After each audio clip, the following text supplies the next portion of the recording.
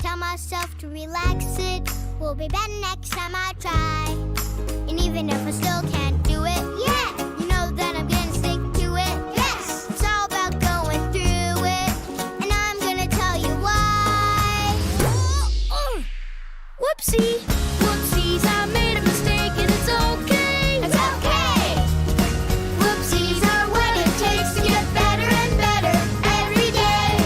Whoopsies, I made a mistake and it's okay. It's okay. Whoopsies, help me look, see I'm better at this today. Woo! Whoopsies, whoopsie, whoopsie, whoopsies. I'm a little embarrassed when I look at my drawing compared to this. I'm just not getting anywhere with this. It makes me wanna hide. Aw, don't be embarrassed. Don't hide. You should have seen mine the first time I tried. It took a lot of whoopsies to look this way. No one's perfect on their first day. Whoopsie. Whoopsies, I made a mistake and it's It was only a dream, the waves of evil crashing over us. It was only a weak and faithful scream beneath the battlements. I know it's hard, but for long, before it's too dark, wake up, my love. Please don't give up on me.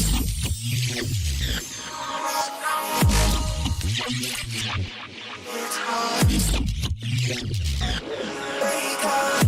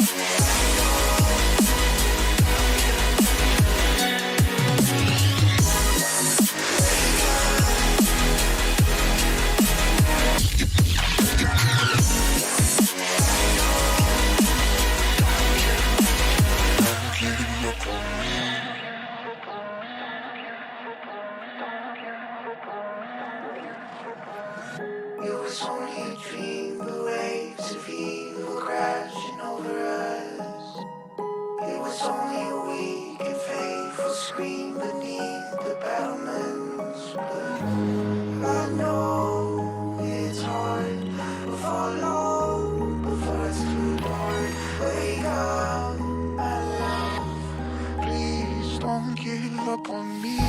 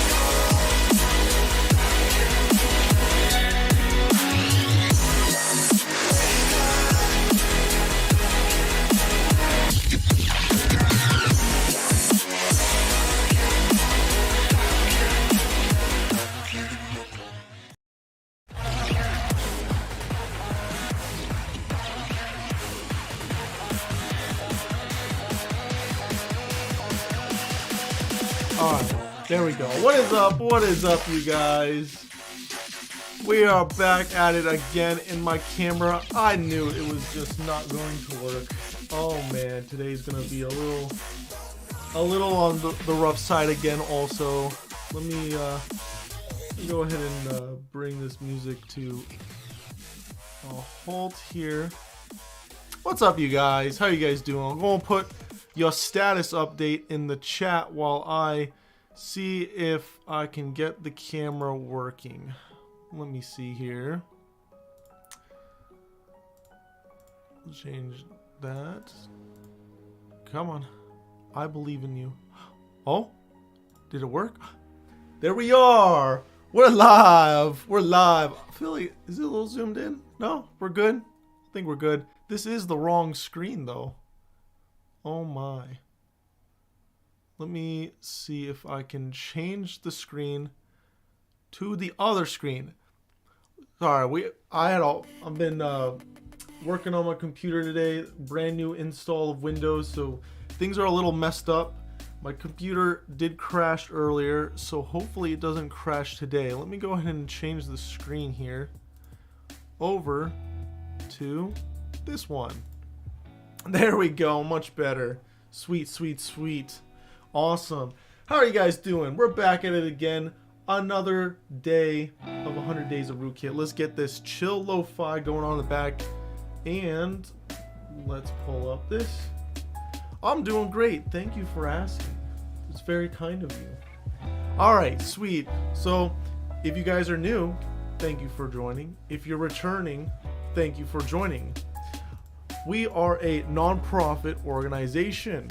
Rootkit, alright? We're super awesome. We are the best comp sci cert you can get in the business, complete replacement for college, and we can get you a job after you get certified. Super awesome. We're going to be teaching you everything you need to know to get that cert. If you hop over to our website, on our blog, you can see we have our week 3 giveaway where you can get one of these beautiful, beautiful sweaters. Look at this. Look how amazing it is. And look, it has the Rootkit logo on the back. It's so cool. You need to go get yourself one, and it's for free. All you have to do is sub to our YouTube channel, follow our Twitch, and some various other very basic tasks. Hey, you like what we're doing? You got some money? All right, hop on over here, and you can donate to the stream.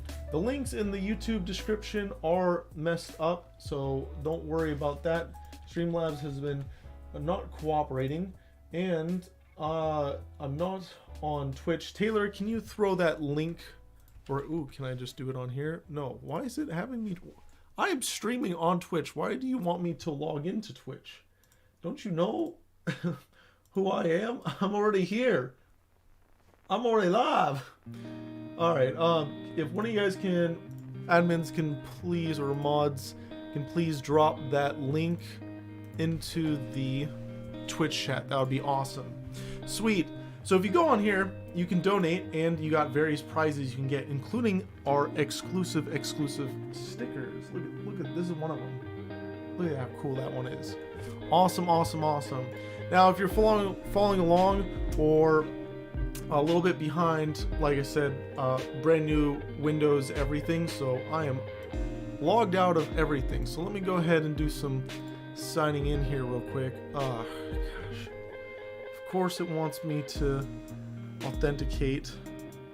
Give me that code. Here we go. You guys want to know what the code is? That's too bad. I ain't sharing. All right. There we go. All right.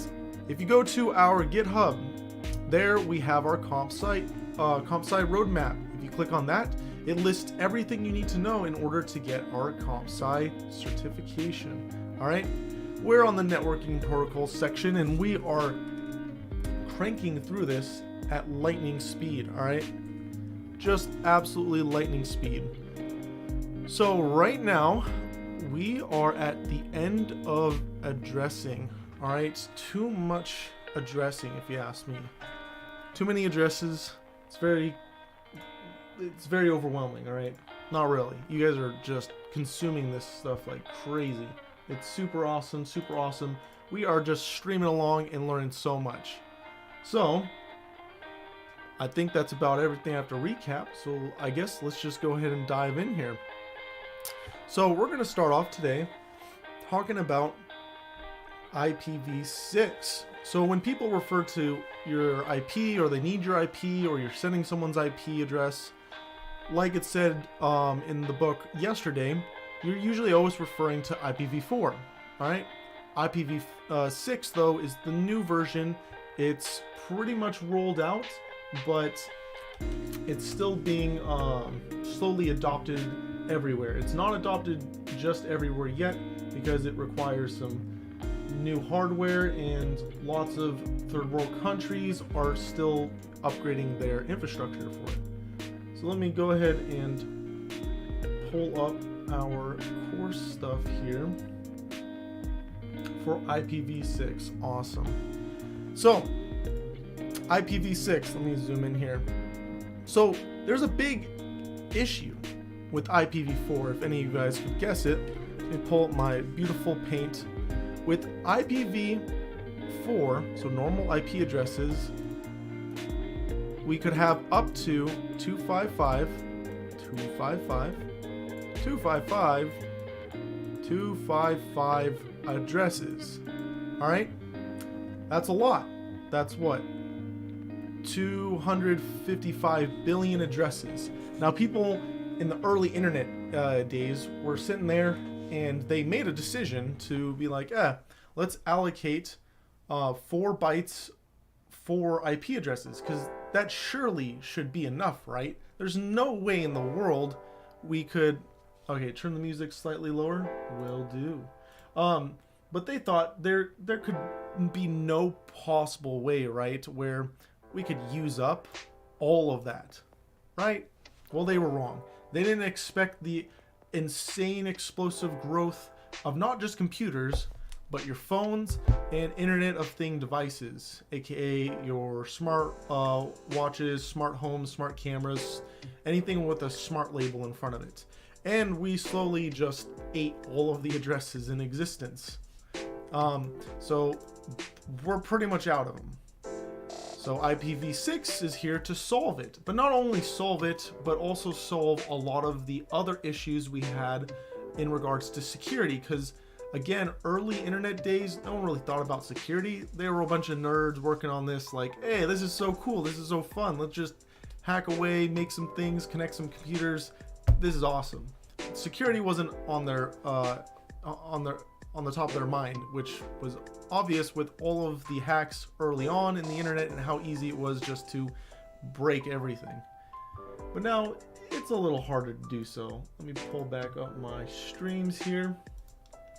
So IPv6, let's read about it. IPv4 supports an address space of approximately 4.3 billion addresses.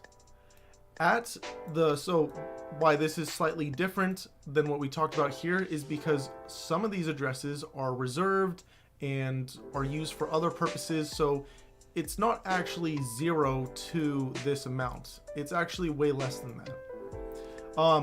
At the time IP was developed, it was thought the world would never go through as many addresses as it did. However, this is not true. In February of 2011, the IP Space Through the Internet Assigned Numbers Authority, aka IANA, so you guys need to know this term, this is important, was officially exhausted. They're completely gone. IPv6 is the successor for IPv4, and they provide 340 undecillion addresses. All right, it's a lot. How much is it? 340 with 36 zeros after it. That much. It's gonna be quite a while before we run out of these ones, and people are extremely doubtful we would ever run out of them. So you may ask, how do you get an IP address, IPv4 address now? And you have an IPv4 address. How do you get that? Well, your internet provider will pretty much negotiate with other people that have IP addresses and try to buy them off each other. It's basically like a stock exchange where people exchange IP addresses and resell them on the market. All right. So let's see here. IPv4 not only provides more addresses, but improves security. Internet Protocol Security, or IPsec, is built into IPv6 to provide a security mechanism for IPv6 packet for every IPv6 packet transmitted. IPsec is discussed more later in this module. All right. So not only is it way more massive, but it actually comes with built-in security. So it's super, super duper awesome. So we got a couple things that are built into IPv6, because previously with IPv4 was kind of dumb. When we go to IPv4 and we look at it, you know, we had our addresses and we had our subnet mask, which one would dictate the network and one would be how many hosts or computers you could have.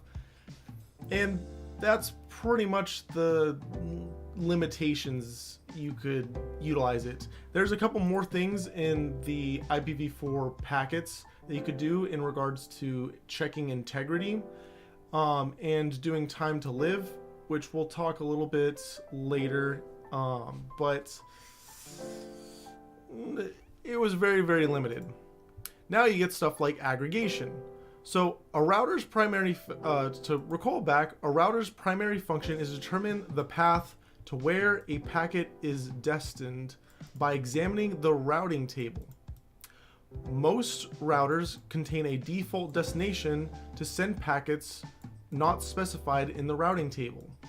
On the internet, top tier routers cannot have a default route because they are ultimately the default route.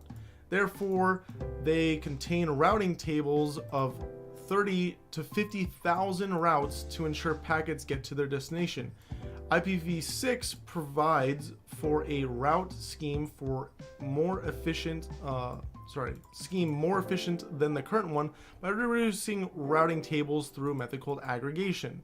Aggregation is an organizational method by which routers are assigned to the subnet of top tier routers. Through aggregation, routing table complexity is reduced by subdividing routing statements to specific routers based on the subnet.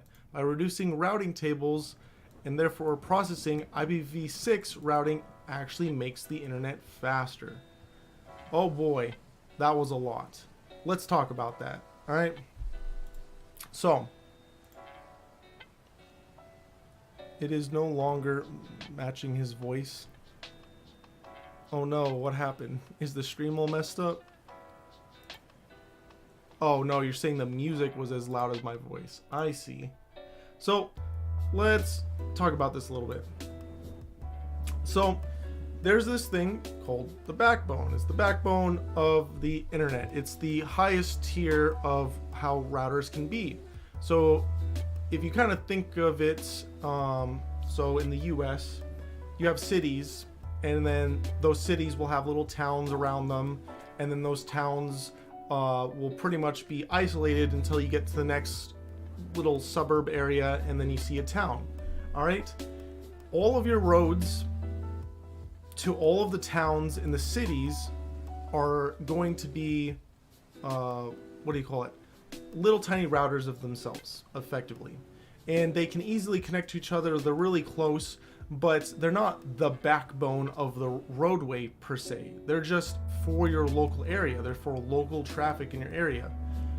The backbones would be things like the interstate, things that go across the entire continental US. Those would be the backbones. All right, so if we bring up let's see, a map of US interstates.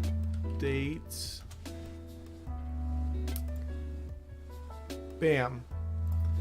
So here's some maps of US interstates, right? They're called interstates because they go between states, right? They're interstates. So these would be the backbone routers in the backbone of the internet, where there's cables that are being laid all around the US, and you can think of each town that they run through, like each major town, as a big server. All right, a router, not just any normal server, a router. And this is the top tier guy. So in aggregation, we have these top tier routers, which, you know, a lot of traffic goes through, and they are meant to send you potentially a long ways away from what you're trying to go. They will basically be given their own big IP address because there's lots of it, and they'll be given their own subnet. And then everyone underneath them will be pretty much on their own subnet, which is not how the internet is set up today.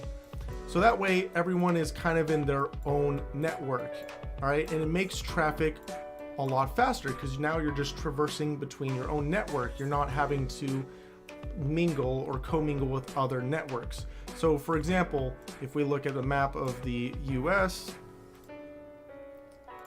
let's say you live in the state of Nebraska. The state of Nebraska per se could have its own dedicated router. So there would be only one like master backbone router for the entire state, and everyone in that state would be in its own subnet. So this is something that's easily done and built in with IPv6. Let's see on the next one. Here we go. So let's talk about IPv6 addresses. Here they are. This is what they look like. A huge jumbled mess. I know. Pretty much you're taking MAC addresses and you're supersizing them. That's what they look like. So by looking at it, you should be able to tell it's utilizing hex. All right. So we're using hex, and there's going to be colons again. I guess the people that made this standard didn't like the periods. They wanted to go back to MAC addresses and how they were labeled, right? Again, wild west. Anyone can set up the standards however they see fit and however they want it. So for IPv6, they are going to be composed of 128 bits, aka 16 bytes in length. That is quite a bit larger than 4 bytes for your normal IP address, right? Massive. So you're going to have 16-bit segments, all right, that are separated by colons. That's what you see right here. So MAC addresses are 8-bit segments or 1 bytes separated by colons. So that's why you only get 2 hex digits. But here you get 4 hex digits because there's twice as much. There's 16 bits or 2 bytes for each little section. To make life easier though, because writing out an address that's this large is pretty cancerous, all right? So to make life even easier, you can do abbreviations. So only once in an IPv6 address you can make this addition. So for instance, a leading zero, sorry, not for this part, for the next one. So whenever you have a bunch of leading zeros in a block, you don't need to write all of them. So this address up here and this address here are the same, but as you can see, there's a bunch of 4 0 blocks, and you can just write 1 instead. Also, if you have any leading zeros like right here, you can just remove them because it's implied that whatever's in front of it is a 0. Also, to make it even better, you can only do this once, but you can use a double colon, and this is to replace any consecutive zeros or leading zeros within an address. So we have a bunch of zeros right here, so instead of writing all of them, because we're programmers, we're lazy, you can just do double colon instead. And then you can shrink this big huge address all the way down to this, much smaller. Still pretty big, but I mean, it's much smaller. So double colon can only appear once. The reason for this rule is that computers always use a full 128-bit binary representation for the address, even if the displayed address is simplified. When the computer finds a double colon, it expands it with as many zeros as are needed to get 128 bits. If you had multiple colons in there, double colons, it wouldn't know how much to expand each one, all right, because it's kind of arbitrary. But here it knows exactly how much to expand this because you have a set amount of data here and a set amount of data here. So IPv6 addresses are assigned to an interface. So each interface of a node needs at least one unicast address. If you remember, a unicast address is you talking to one other person. So it's just one-to-one conversations. A single interface can also be assigned multiple IP addresses, IPv6 addresses of any type. With IPv6, all zeros and ones are legal values for any field in the address field, excluding some special combinations depending on the address type. So pretty much in IPv6 world, almost every single address is up for grabs.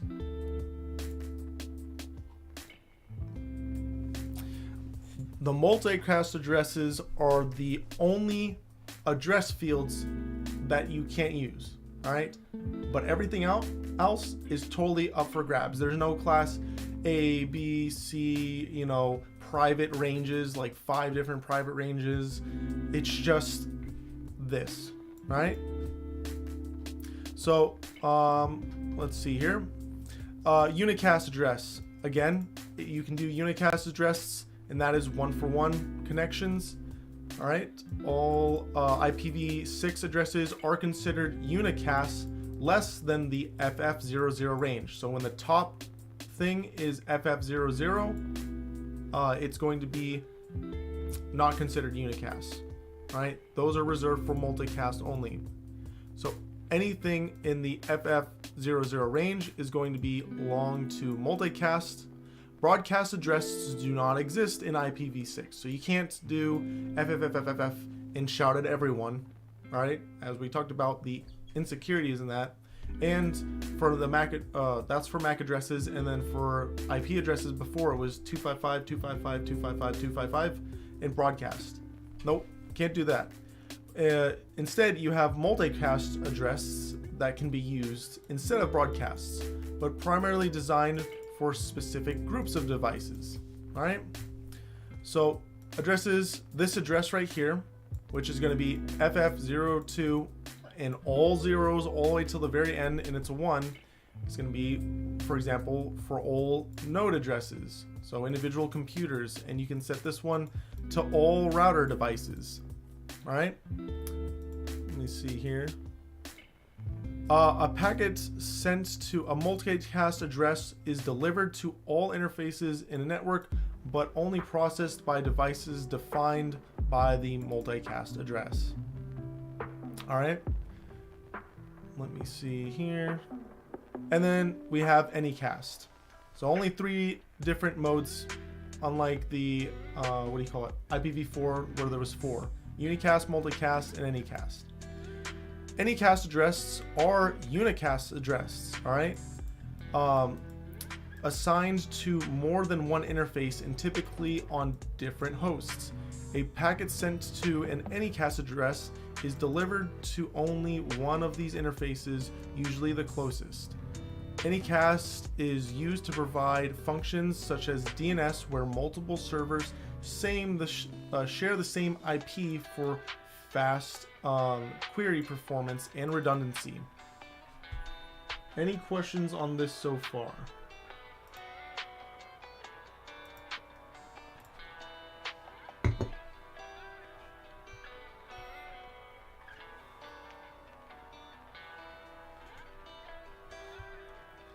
If not, we're going to go ahead and continue. So there's a seamless transition going to IPv6 that's happening right now, because IPv6 and v4 are not compatible with each other. They're completely different. IPv6 was written from the ground up. It is better, greater than anything before it. While IPv6 is active and supported, many organizations are still using v4 as their primary routed protocol due to costs and time it would take to reconstruct network environments. So usually this is the case now for third world countries and governments, because it takes money to replace these systems. Not everyone has money for that. So there has been a patch per se to kind of help with this. And that is done with 3 different methods: dual stacking, translation, and tunneling. So dual stacking is the process of loading both IPv4 and 6 on network nodes. So basically supporting both at the exact same time. All computers right now, all modern computers support this. Your new laptop, your new phone, my computer right now, they're all going to support this out of the box. So you're just supporting both of them, dual stacking. Translation. Dual stack devices can be configured to perform translation. So if you have a device that has dual stacking, which all new devices do, you can do translation between v6 and v4, changing the packet header for proper communication. When a request is sent from v6 hosts, the datagram is converted to v4, transmitted across v4 infrastructure, if needed translated back to v6. So basically you're just going to temporarily change your v6 data to v4, then send it off in a v4 network, and when it comes back to you, you'll reconfigure it back to v6 and you'll send it off. So let's go ahead and pull up Wireshark. Oh boy, all the yeses. Come on, why are there so many? I just reinstalled this thing. Alright, so I won't, maybe this isn't the best example because I won't have v6 because I currently have v6 turned off on my computer because it runs into issues with my router. But effectively, this traffic, my router might be doing translation for me because a lot of the internet here in the US is now trying to use v6. So I'm using v4, but when it hits my router, it may convert it to v6 and then send it off. And then when it comes back, it will convert it back to v4 and then send it to me. So that's translation. And then tunneling is the process by which v6 packets are encapsulated within IPv4 packets. So kind of like translation, but the reverse in a way, because this is for 6 to 4 when there's incompatibilities. All right, this is kind of the reverse where you're going to try to use 6 and then pack 4 inside of it. Instead of a device changing datagram, essentially a v4 header is added to a v6 packet. Like translation, tunneling is usually handled by routers. Some of the tunneling methods are used for 6 to 4, 6 in 4, Teredo, and ISA-TAP. Alright? Don't really need to know this stuff. Just know that tunneling is for IPv6 encapsulation of IPv4 packets. And if I had, if I had IPv6 running, I would give some examples. When it talks about the datagram, it's talking about the little header right here. This one just conveniently is named datagram, but it's talking about your little headers right here and the information that's being stuffed into this. All right, and then we got some specific protocols for IPv6, which I think we will revisit after we talk about their normal counterparts. So here we go. We talked about these bad boys. So I want to revisit because this is a little bit entertaining. IANA. So IANA, when people are on the internet and they're like, I got your IP address and I'm gonna figure out where you live, this is handled by IANA. Because how is it figured out by them? Well, they're the authority that basically tries to police people on respecting their authority. There's that meme by South Park. Forget it right now with the respect my authority. Because again, this could be the Wild West. You don't have to follow these like made up rules. You can assign your router potentially any IP address you want. Google, we talked about Google's like DNS IP addresses. So Google IP address. Google's DNS IP address is 8888. You could assign your router 8888 and connect it to the public internet. You could totally do that. You won't have much luck because a lot of other people will ignore you because they're going to see that you're trying to do something malicious, but you 100% can do that. And if you build your own closed internet, you can assign yourself whatever IP address you want. It's totally up to you. So IANA, let's go ahead and look them up. Let me grab the full name. And let's talk about how they actually go about assigning these IP addresses.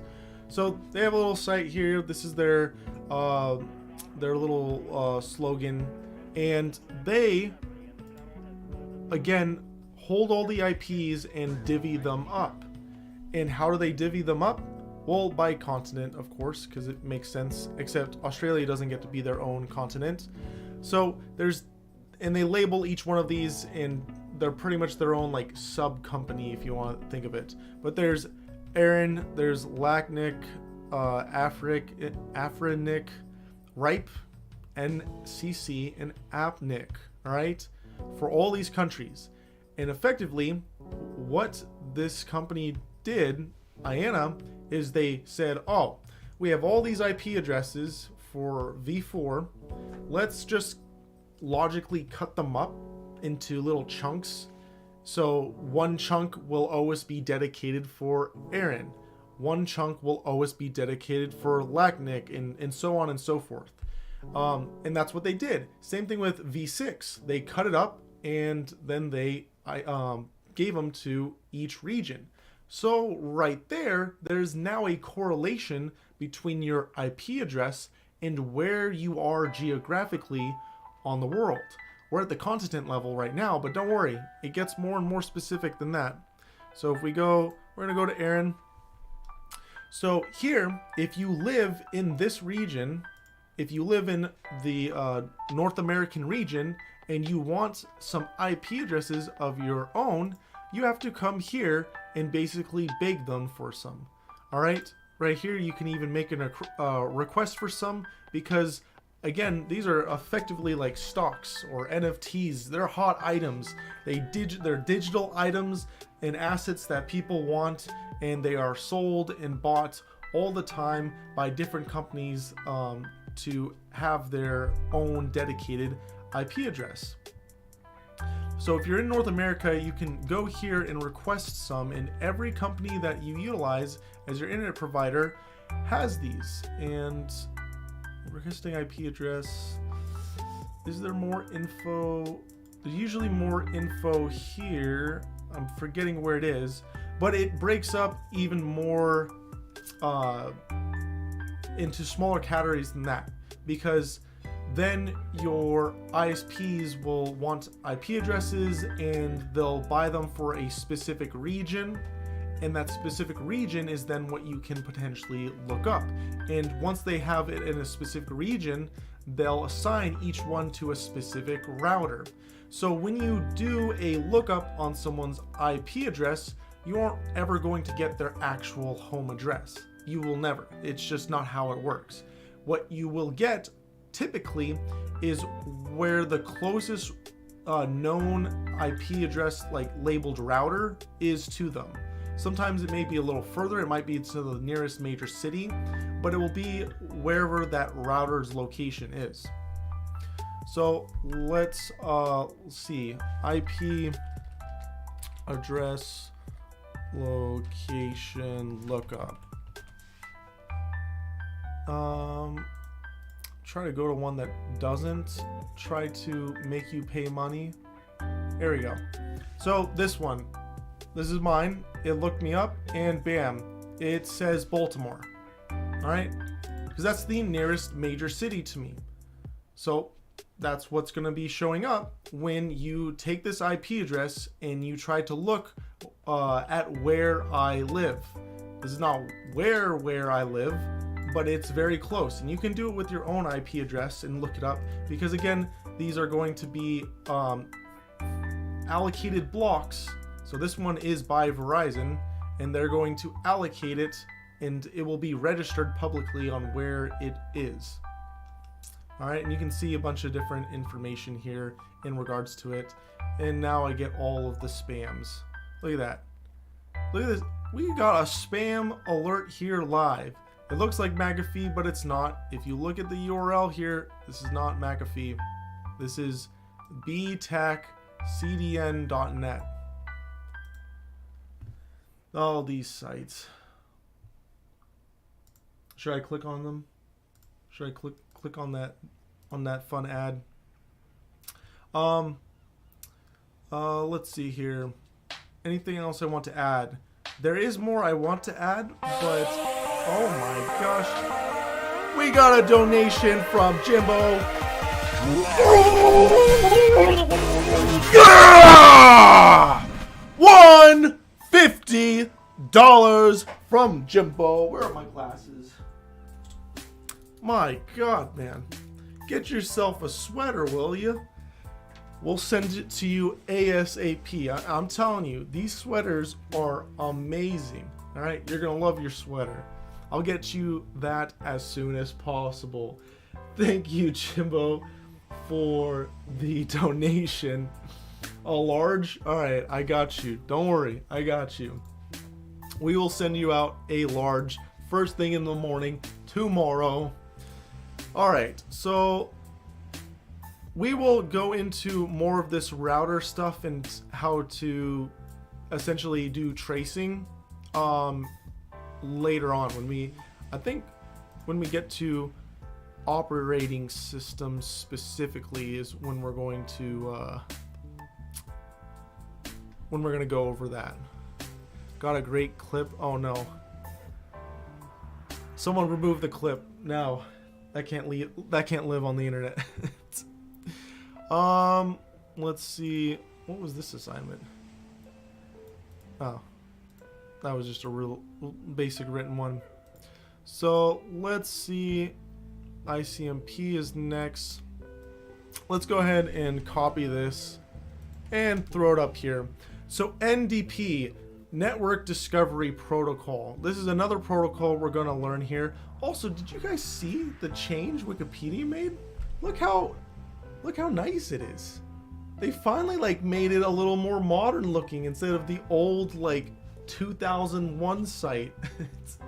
I really appreciate it. It was a big surprise. It happened the other day. Yeah, it is kind of like mobile. They just hide this section here. This isn't a good example. Let me see if I can get a better article. No. But basically your sidebar here is just quick clicks to the topics. It's super nice. I appreciate it. The only thing they gotta add now is when you click on it, the nice little scroll down and up. So, Network Discovery Protocol. Also, every time we talk about these protocols, I want you guys to immediately say, okay, if it's a protocol, it's something you can potentially see here in Wireshark. All right, protocol is typically keyword, at least when we're talking about networking, is it's going to be a networking protocol that you can visibly see when you are running Wireshark, and you can sniff it. All right, you can sniff it out. But NDP is going to be used with IPv6. Was this okay? I think ICMP v6 is what we were supposed to skip, but let's look at. Here we go. So ARP and ICMP work differently in v6 because we talked about earlier how ARP is interesting and how it works. There's a lot of yelling, right? It's like a bunch of deaf people around, right? They're just all yelling at each other. And there are a lot of potentials for exploits, not really kind of exploits and deception, DOSing. It's not good all around. And ICMP, which we haven't gotten to, which we will get into next, is completely being replaced with IPv6. So you will no longer be doing that. Instead, they have NDP, and this is now how you will determine the hardware addresses, aka the MAC addresses, and how they're linked to the IPv6 addresses. All right, that's the main thing right here that you need to know. All right, let's go back and let's get into ICMP. All right, ICMP. You probably have seen this in the movies too, or maybe you've done it yourself. Let's go ahead and pull up PowerShell. All right, let me go ahead and make this bigger for you guys. And if you're following along, go ahead and pull up PowerShell. And we'll shrink that. Sweet. Wait, I see 6 more followers and you'll be likely eligible for affiliation. We are not going to be affiliated with Twitch because that means we can't stream on YouTube, and that's where everyone is. All our subs are over on YouTube, so it's not worth it for us. That means subscribers, bits, and all that jazz. Yeah, we're gonna skip on that. We're gonna hard pass on that. So, let's see. Terminal, open. Here we go. ICMP. There's this thing called ping. All right. Might have used that lingo before. I'll ping you later. I'll hit you with the message later, or I'll remind you later. It's usually the connotation with ping. All right. Same thing with computers. It's you pinging a different computer and being like, "Hey, you there? You live? We were supposed to have a meeting. All right, what happened? Why didn't you show up?" That's what ping is for.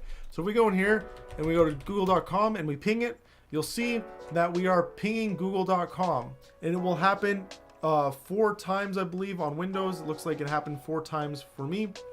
And effectively, it will go out and try to ping google.com, the server that they have, and see if it is there, if it's alive. This is a great way for you to see if you're actually connected to the internet, excuse me, or doing various debugging on whether you're connected to a machine or not. That's what ICMP is there for, is helping you figure out if things are actually connected to each other and are able to talk to each other. But just like ARP, this could be, exploited, all right? Pinging, anyone can ping at any time, and you can mass ping someone nonstop. You could send these pings 1 million at a time, and guess what? Now you're in the same category as ARP, except ARP, you're broadcasting to everyone and you're annoying everyone, all right? But this, you're specifying one specific target. All right, there are lots of historical attacks that are all about DOSing someone by sending ping spams to them. Also, there's other various this is where you start getting into more of the DDoS, which is distributed DOSing attacks. Distributed means there are more than one computer trying to bring down some type of service for something. All right, because that means multiple people could be pinging the same device at the exact same time. Do not do that.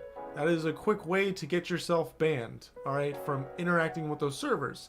And it would be ashamed if you could no longer interact with Google, right? It would not be fun for you. So, if you grab this address and you put it into Google, or sorry, your internet browser, it will take you to google.com because this is google.com's address. So a little fun thing there for you guys to do. Any questions with that? Mine doesn't look like that for me though. Yes, it will not. Your address will be different because Google has servers all over the world. So the server that you talk to will be the closest server to you. So it works the same though, you're interacting the same. If you don't want to talk to the server closest to you, if you want to talk to the server I'm by, you can ping and you can specify an address. So you can specify one 42.250.176.206, right? And you can ping it directly. You don't have to do google.com. So, and if you really want to be close and near and dear to me, you can take this address and paste it into your browser, and there is a possibility you will directly connect to that Google server that's closest to me. All right. Why are servers all over the US and the world? To help with latency, to help you get their services faster and quicker. Because again, the distance between you and a server is the end all limiting factor of speed. You cannot get faster than how long it takes light to travel between you and that server. So how they push their responsiveness to the limits is they set up literally hundreds of locations around the world that they're able to interact with you. If we actually look, GPC locations. So if we look here at this site, we'll actually see that Google they have at least 35 regions, 106 zones, and 176 edge locations.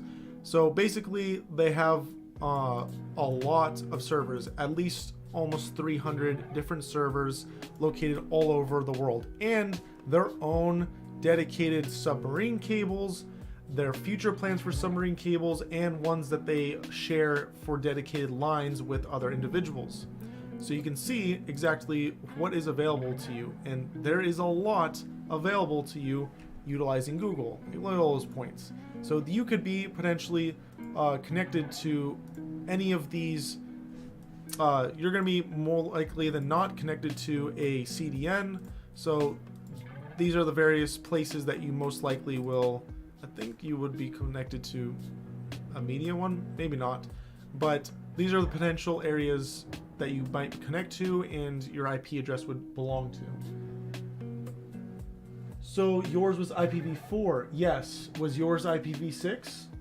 There is the possibility that you're using IPv6. Mine's being forced to use 4 right now because I have issues when I use 6. Yeah, perfect. You just learned what V6 is, so you're using V6. Perfect. You are ahead of the game.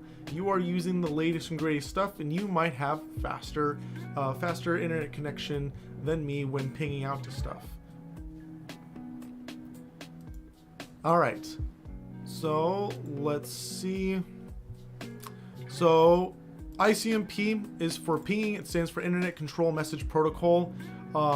It's an error reporting mechanism for the IP protocol. It sends report errors back to the originator of the datagram if there is a problem along the transmitted path. So for example, we saw it when it was being successful. If we try to ping something, like for example, let's, I don't need to open a new tab for that. Let's try to ping Microsoft.com. And you'll see that nothing will happen. All right, it's going to say request timeout. But you'll also see that you got the address for Microsoft.com right here. If we copy that address and we paste in the browser, there is a server running and we connected to it. It's not secure currently, but it is alive. It is a thing that's here. But what's going on? Well, again, ICMP can be used for DOSing and various things like that. So Microsoft just straight up blocks it. And you can do so also on your servers. You can straight up block ICMP from interacting with your servers because it can be a potential exploit point or a DOS point. Exploit point in the sense that you'll see here this thing called time to live. Time to live, again, we're in ambiguous data realm where there is no rules and regulations besides there is a protocol called ICMP that you should probably support, but how you go about supporting is totally up to you. Did I have, hold on, let me rerun this. Continue without saving. Now that is started, let me go ahead and ping this real quick. And let me stop. And then roto. Oh gosh, what is it called? Can I just type in ICM? Here we go. Here we go. We can see the actual packets in Wireshark of my ping and the receiving packets. So there's going to be, for every one thing that you do, there's going to be 2 messages that show up, because you have to send your voice one way and you have to then listen for someone coming back to you. So you'll see these things are labeled as a request and reply. And inside here, you can view the breakdown of the ICMP. All right, it's right here wrapped up underneath IPv4. And so there's this thing called a type, which depending on what this number is, it will dictate whether it is a reply or a request. So a request is going to be 8. A reply is going to be 0. It will tell you the checksum, which is basically the integrity of it, and various other information here, including some data. All right, this is something you can take a look at, analyze, and so forth. Now, this time to live here is something key, because time to live can be used as a way to potentially exploit people. All right, on Windows, you'll see I'm on a Windows computer, and if we look here, my initial time to live that I sent, that's right here, was 128. If you are on a Windows computer, Windows chose that when you do a ping, the default number in your time to live is going to be 128. What does time to live even mean? Don't worry, we'll get to that in a second. But Linux computers, on the other hand, including Mac OS, their default is usually 64.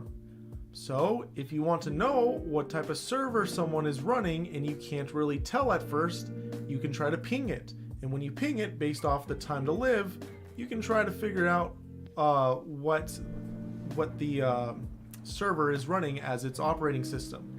Now again, you can configure this, change this, and throw people off their scent, which is something that some operating systems do. I don't know if Red Hat does it or not, but you can basically obfuscate what is going on or completely shut it off, which Windows does it straight up, so you can't figure out what any of their servers are running. Any questions on that?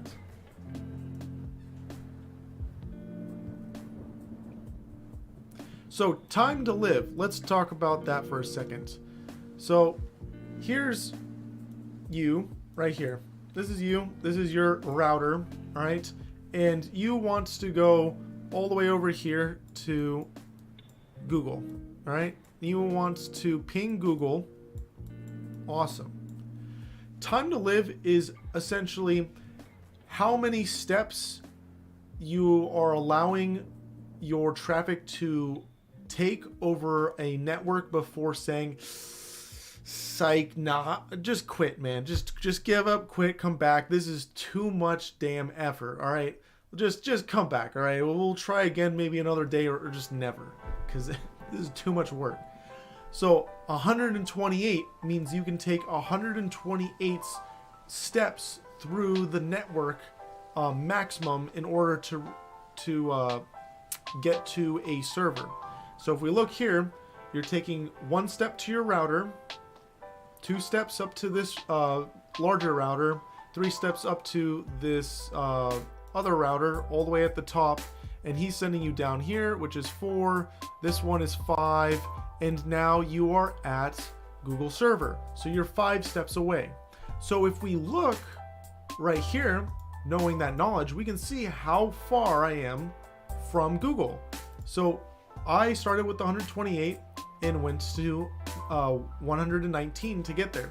So I'm, what is that? 9 steps, 9 devices away from Google, right? That's how far I am.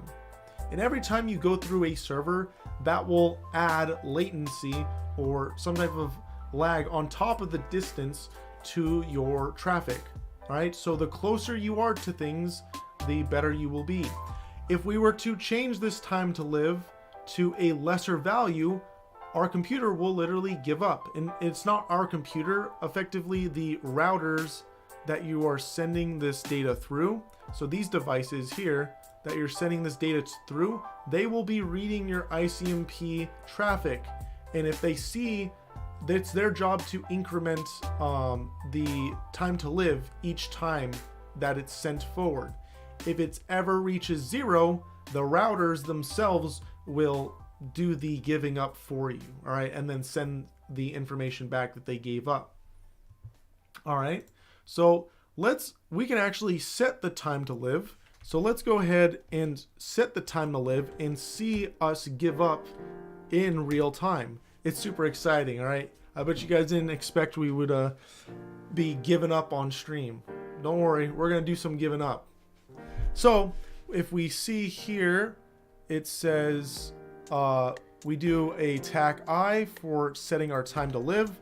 So let's go ahead and do google.com TAC I, and we know we're 9 steps away. So if we do 9, we should be getting a response back because we're exactly 9 steps away from them. But if we do 8 steps away, you'll see that do we still get a response? Hold on, did I do my math wrong? 7, there we go. We're 8 steps away from them, I guess. So if we do 7, you'll see that we get this new message. It expired in transit, aka we gave up. We said, this is too much work, forget it, just come back.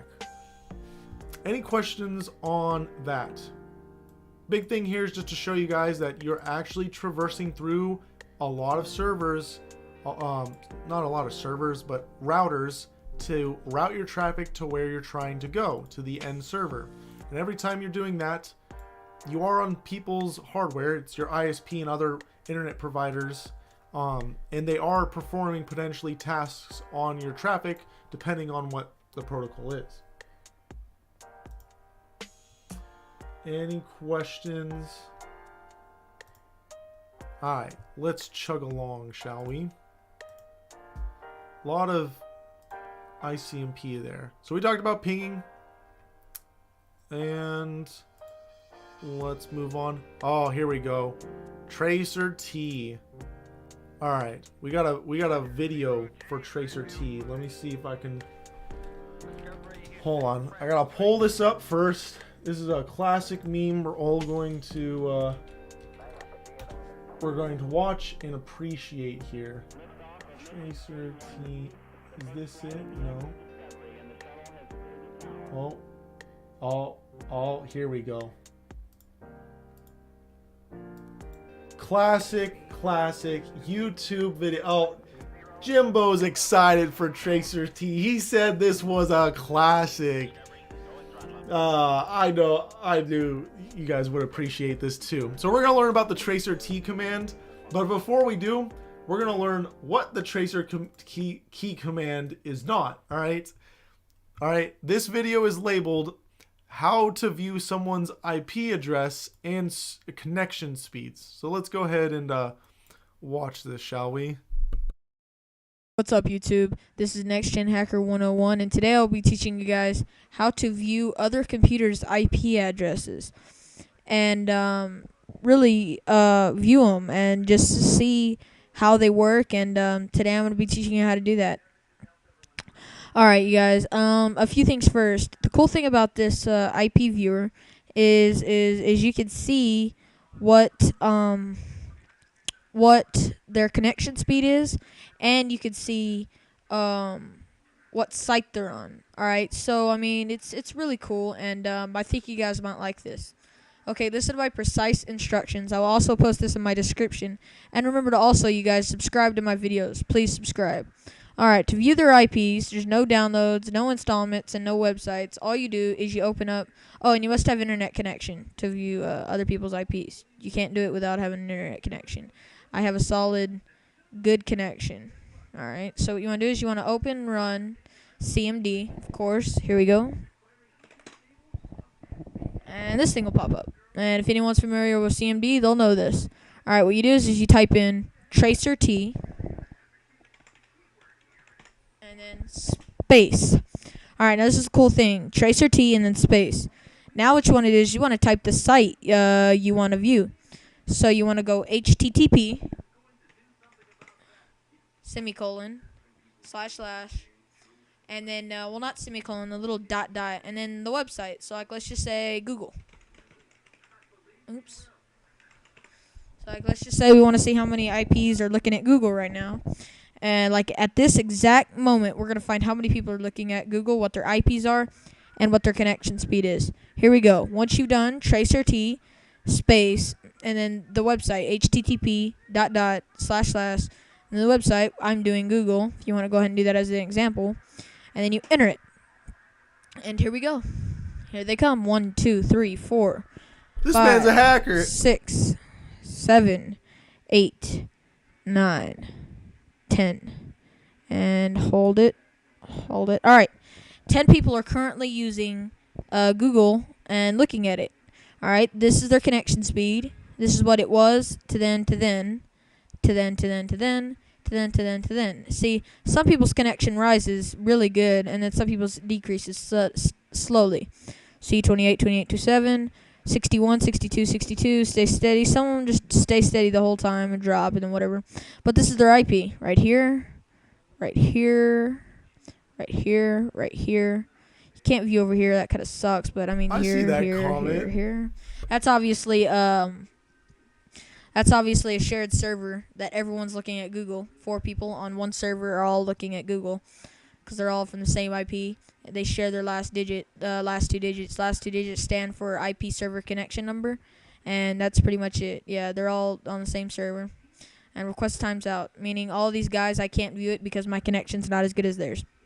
So, I mean, I will say, look, I'm pretty sure this kid is probably very well off now because, again, you got to start somewhere, and this is where we all start, baby. All right? He's learning. He's ahead and smarter than any kid at his age. No kid at his age knows what tracer_t is, so at least he's trying, all right? But also, he's probably more accurate than most movies are. I'm going to be honest here, right?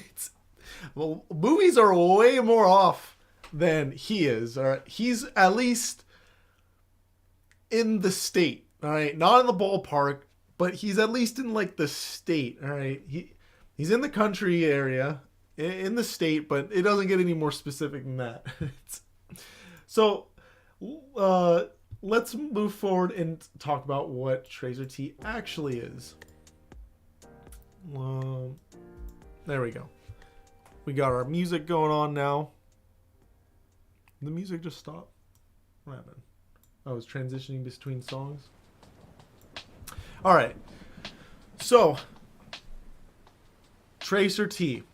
It does not let you see someone's IP address and their connection speed. Let's just clear that up right now. It does not let you do that. All right. What it does do is it lets you see your connection speed to every single router to a destination you want to get to. So let's pull up PowerShell in here, and it's all built off of ICMP. So let's go ahead and go in here and type in tracer_t and say google.com.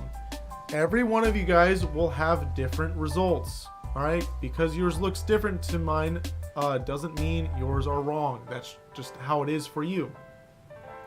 And this is also how we can get more or figure out more information specifically of where our traffic is going and where things are physically located in the world. So we'll go ahead and wait for this to finish up. Bam. I'll give you guys a second. Yo, I'm at Disneyland right now. Where was my invite? What do you mean you're at Disneyland? You can't go to Disneyland without inviting me. Alright. So, y'all run it? Y'all good now? Before we move forward? So you guys have something to look at along with me. So, what tracer_t does is, remember that little thing we did earlier about setting the time to live? So that's what tracer_t is doing. It's just a program that is going to ping, and it's going to ping and set your time to live to 1. And it's going to ping out 3 times. Then it's going to set to 2. and ping out 3 times, then 3, ping out 4, and so on and so forth until you get to where you need to go. So it's basically establishing a log of every single hop that you take. Usually when you're watching videos, people refer to each node that you're going to, each router you're going to, as a hop. You're hopping across the network. So you'll see here, and this should be similar for all of you guys, this is going to be your router, because the first hop you're going to take from your device should be to your home router. And your home router will then take you to the next hop. So you'll see here, the next hop is a Verizon router, right? Because I have Verizon's internet. So I'm going to a Verizon router. This is the IP address of the Verizon router. And you're gonna see a lot of weird text. This text identifies where your router is, because guess what? People that are building this stuff, they are humans, just like you. There is nothing special, cool, or ingenious about them. They are not great at memorizing numbers like this. No human is, all right? Except maybe Rain Man or something, all right? No normal person is like that, especially when your job is to potentially run and monitor hundreds of these. So instead, what do? You give them nice, pretty names, all right? You'll see these have normal domain names, just like google.com, and this is to identify where they are located and where they might be connecting to, and various other information about them that you want to label. So if we look here, we can see it's labeled BLT, just like the sandwich, right? They are very hungry, and MMD. This most likely, I do not work at Verizon, so asterisks on all of this, but most likely this is for Baltimore, Maryland. So this router is located in Baltimore, Maryland, aka when you look up my IP address, this is probably the IP address range for Baltimore, Maryland that is that you're going to see, like where I live at or I'm located. This is the nearest registered router. All right, I have annual passes to go. Man, you are so lucky. All right. Then you'll see we get another hop. Where this is to, I'm guessing maybe somewhere else in Maryland. I have no clue. This is Verizon. So you'll see that all ISPs will use the same naming practice for all of their devices. So you'll see some information here and a tag, information here and a tag, then more information and a dot, and more information and a dot. Some type of identifier of its location, tag. Identifier of its location, tag. I'm guessing this is probably another identifier of its location, and again, it will be following the same procedure. This looks like it has a little bit more. Who knows why? You'd have to talk to the Verizon people. Now, like I said earlier, it doesn't matter what ISP you have. When you're using the internet, you're going to be going over all types of traffic to people's to all sorts of different ISPs, all right, potentially to other countries. So your ISP only matters in your local area for giving you a hookup to the internet. But after that, you potentially might be going over 10 different companies' routers to get where you need to go. So this next one looks like it's by Alter. I've never heard of this company, but let's go look them up. Doesn't even show up. Can I just go to Google? Alter.org. No, this is a news outlet. So some of these will be easier to identify than others. I have no clue who owns this one currently, but I can guess it's probably in New York City. I'm gonna take a guess on that. And then these ones do not have associated domain names, but this one does have one, and this one is specifically for Google. So this is going to be one of Google's devices, because this is Google's address. So they're using this labeling for this device.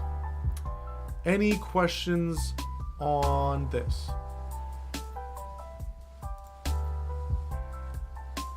So again, Ping is used for seeing if devices are live. Tracer T are great for seeing where your traffic is being routed and who can exactly see you at any times, right? It's a great analysis tool, right? It helps you perform analysis on what is going on, and again, that can be used as a double-edged sword. All right, let us move on. Awesome. Any questions so far? We need to go on break. Talked about IPMC, and now we're on to TCP. If there are no questions right now, we're going to go on break, so we'll be back in like 3 to 5 minutes, and then we're going to continue forward and now learn about TCP and UDP. And this is very, very important. I've been saying this about like everything in here, but like this one is also there, all right? You use this every day, especially if you're gaming. This is important. If you want to make a great game, you're gonna want to know which one of these to use, or else your game's gonna be unplayable, all right? So we'll figure out how you can make a really good fast latency game compared to everyone else after the break.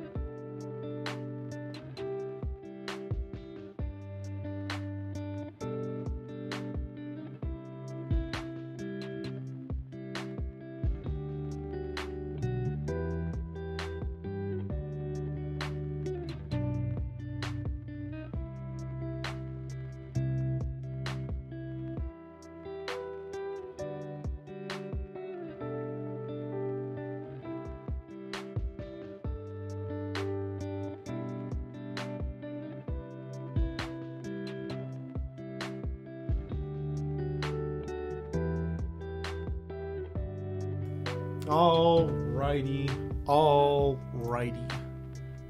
We are back. We are back. Welcome back, y'all. On our journey, we shall continue. But first, Rootkit. We're a nonprofit organization registered here in the US. We actually just got our platinum seal of transparency for this year because we're that cool and we are very transparent and we pride ourselves on our transparency. All right, super epic. That's who we are. Super epic. So if you want to help support us and you like what we're doing, you can go over to this link, which is going to be dropped into the chats right now, and you can leave a donation and get that what do you call it? The thing above me, that bar filled up. All right. As we fill it up, we are going to hit key markers like teaching for 24 hours straight, shaving my head, and the one that I don't want you guys to get to, which is shaving my beard. All right, we do not need to hit that one. Also, all donations are being matched 1-for-1 for the first 10,000 donations. We have an anonymous donor who's going to be making these matching contributions, and they will be making them at the end of every month until 10,000 donations have been achieved, but not by that person, by other people. Also, when you donate, you can get some of our stickers, our exclusive stickers, aka the 100 Days of Rootkit stickers. So there's this and a couple other ones.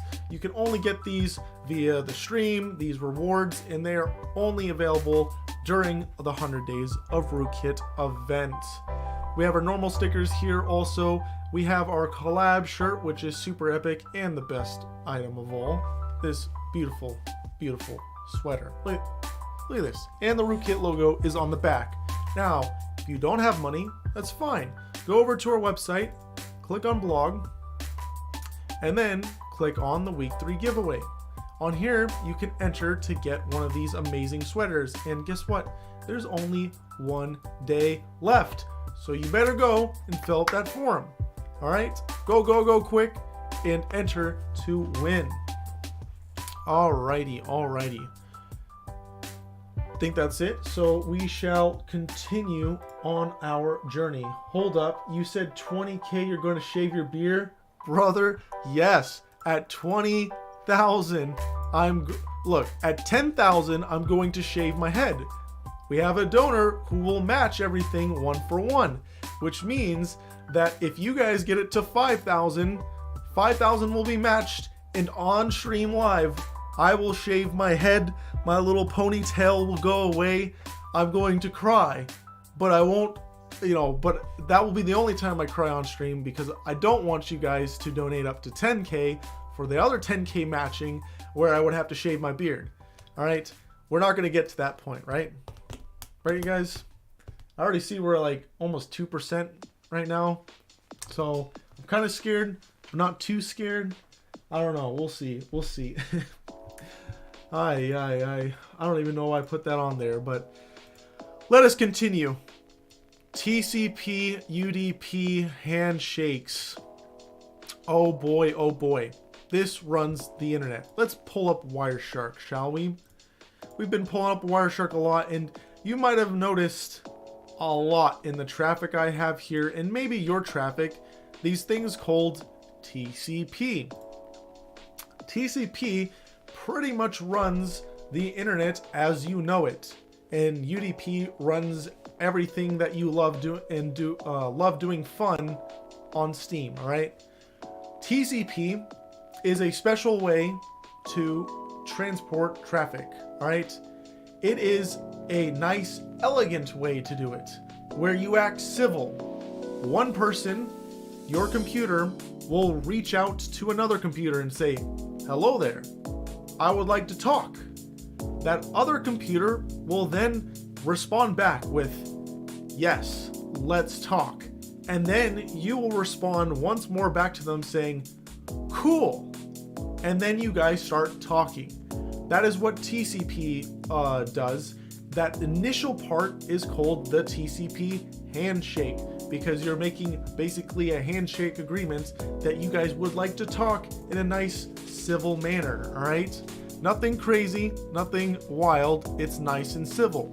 Again, let's do it, let's go over it, but with my beautiful, beautiful pictures and drawings, because I know you guys love them oh so much. So you live over here, all right? This is you. I'm gonna do a U for you, all right? And this is, let's say, Google server. You want to go to google.com. This happens every single time you visit a website. Anytime you interact with your apps, or pretty much almost everything that you do online, not everything, but almost everything you do online is going to be utilizing this. Sharing files, uploading files, etc., etc.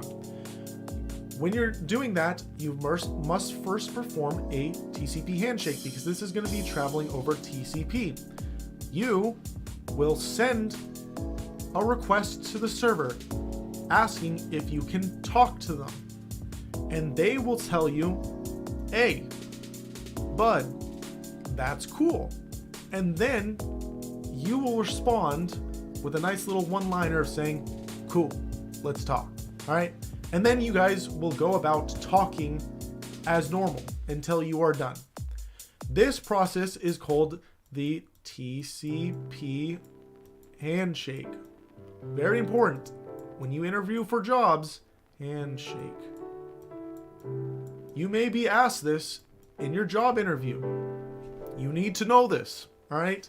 You need to know also the difference between TCP and UDP, all right? TCP is for when you want to transfer data between two different devices and guarantee 100%, not 99, not 50, 100% of that data is going to be transferred perfectly. No corruptions, no someone's going to act like as a malicious user between you and disrupt something. There's nothing going to be corrupted. You are going to get exactly what you need from the other person in pristine condition. When you are talking on TCP, if there's for some reason something gets distorted, someone will pick up on it and resend that message. So it's equivalent to me saying, hi, what's up? And you're like, can you say that again? I couldn't hear you quite well there. And I'll be like, oh, sure. Hi, what's up? That is effectively what TCP is going to do. It will keep correcting itself until you get the information you were originally supposed to get in its perfect, most integral form. All right, TCP guarantees you get exactly what you need from the other person. And you start it all off with the handshake. This is also important to know. So besides the handshake, can I do this? Oh, perfect. So again, the other thing to remember about TCP is that when after you complete the handshake and you are now have an full established connection with Google servers, you're going to want to view their web page. So you will tell them that you want to view their page. Google will then send you that information, and you will then tell them, hey, I got that info. I acknowledge that I got that info successfully. And then you move on to the next data, all right? You are basically always going to be reassuring the person you talk to that you got that information. You will send a confirmation packet to the server confirming that everything was sent appropriately and a-okay. All right. Now, the pros of this is you get exactly what you're asking for. All right. And you can guarantee its integrity. But you can see there's a lot of chit chat going for. To get something simple, you could be potentially confirming to someone multiple times, because again, you can't just get a whole web page in one packet. All right, packet sizes aren't typically big enough to handle one entire web page inside of this. So what you will do instead is you will send you will cut it up and send a web page multiple times. So what it will actually look like more in reality, if I can make this a little bit bigger. Can I shrink this? So this is you requesting, you want to see the site google.com.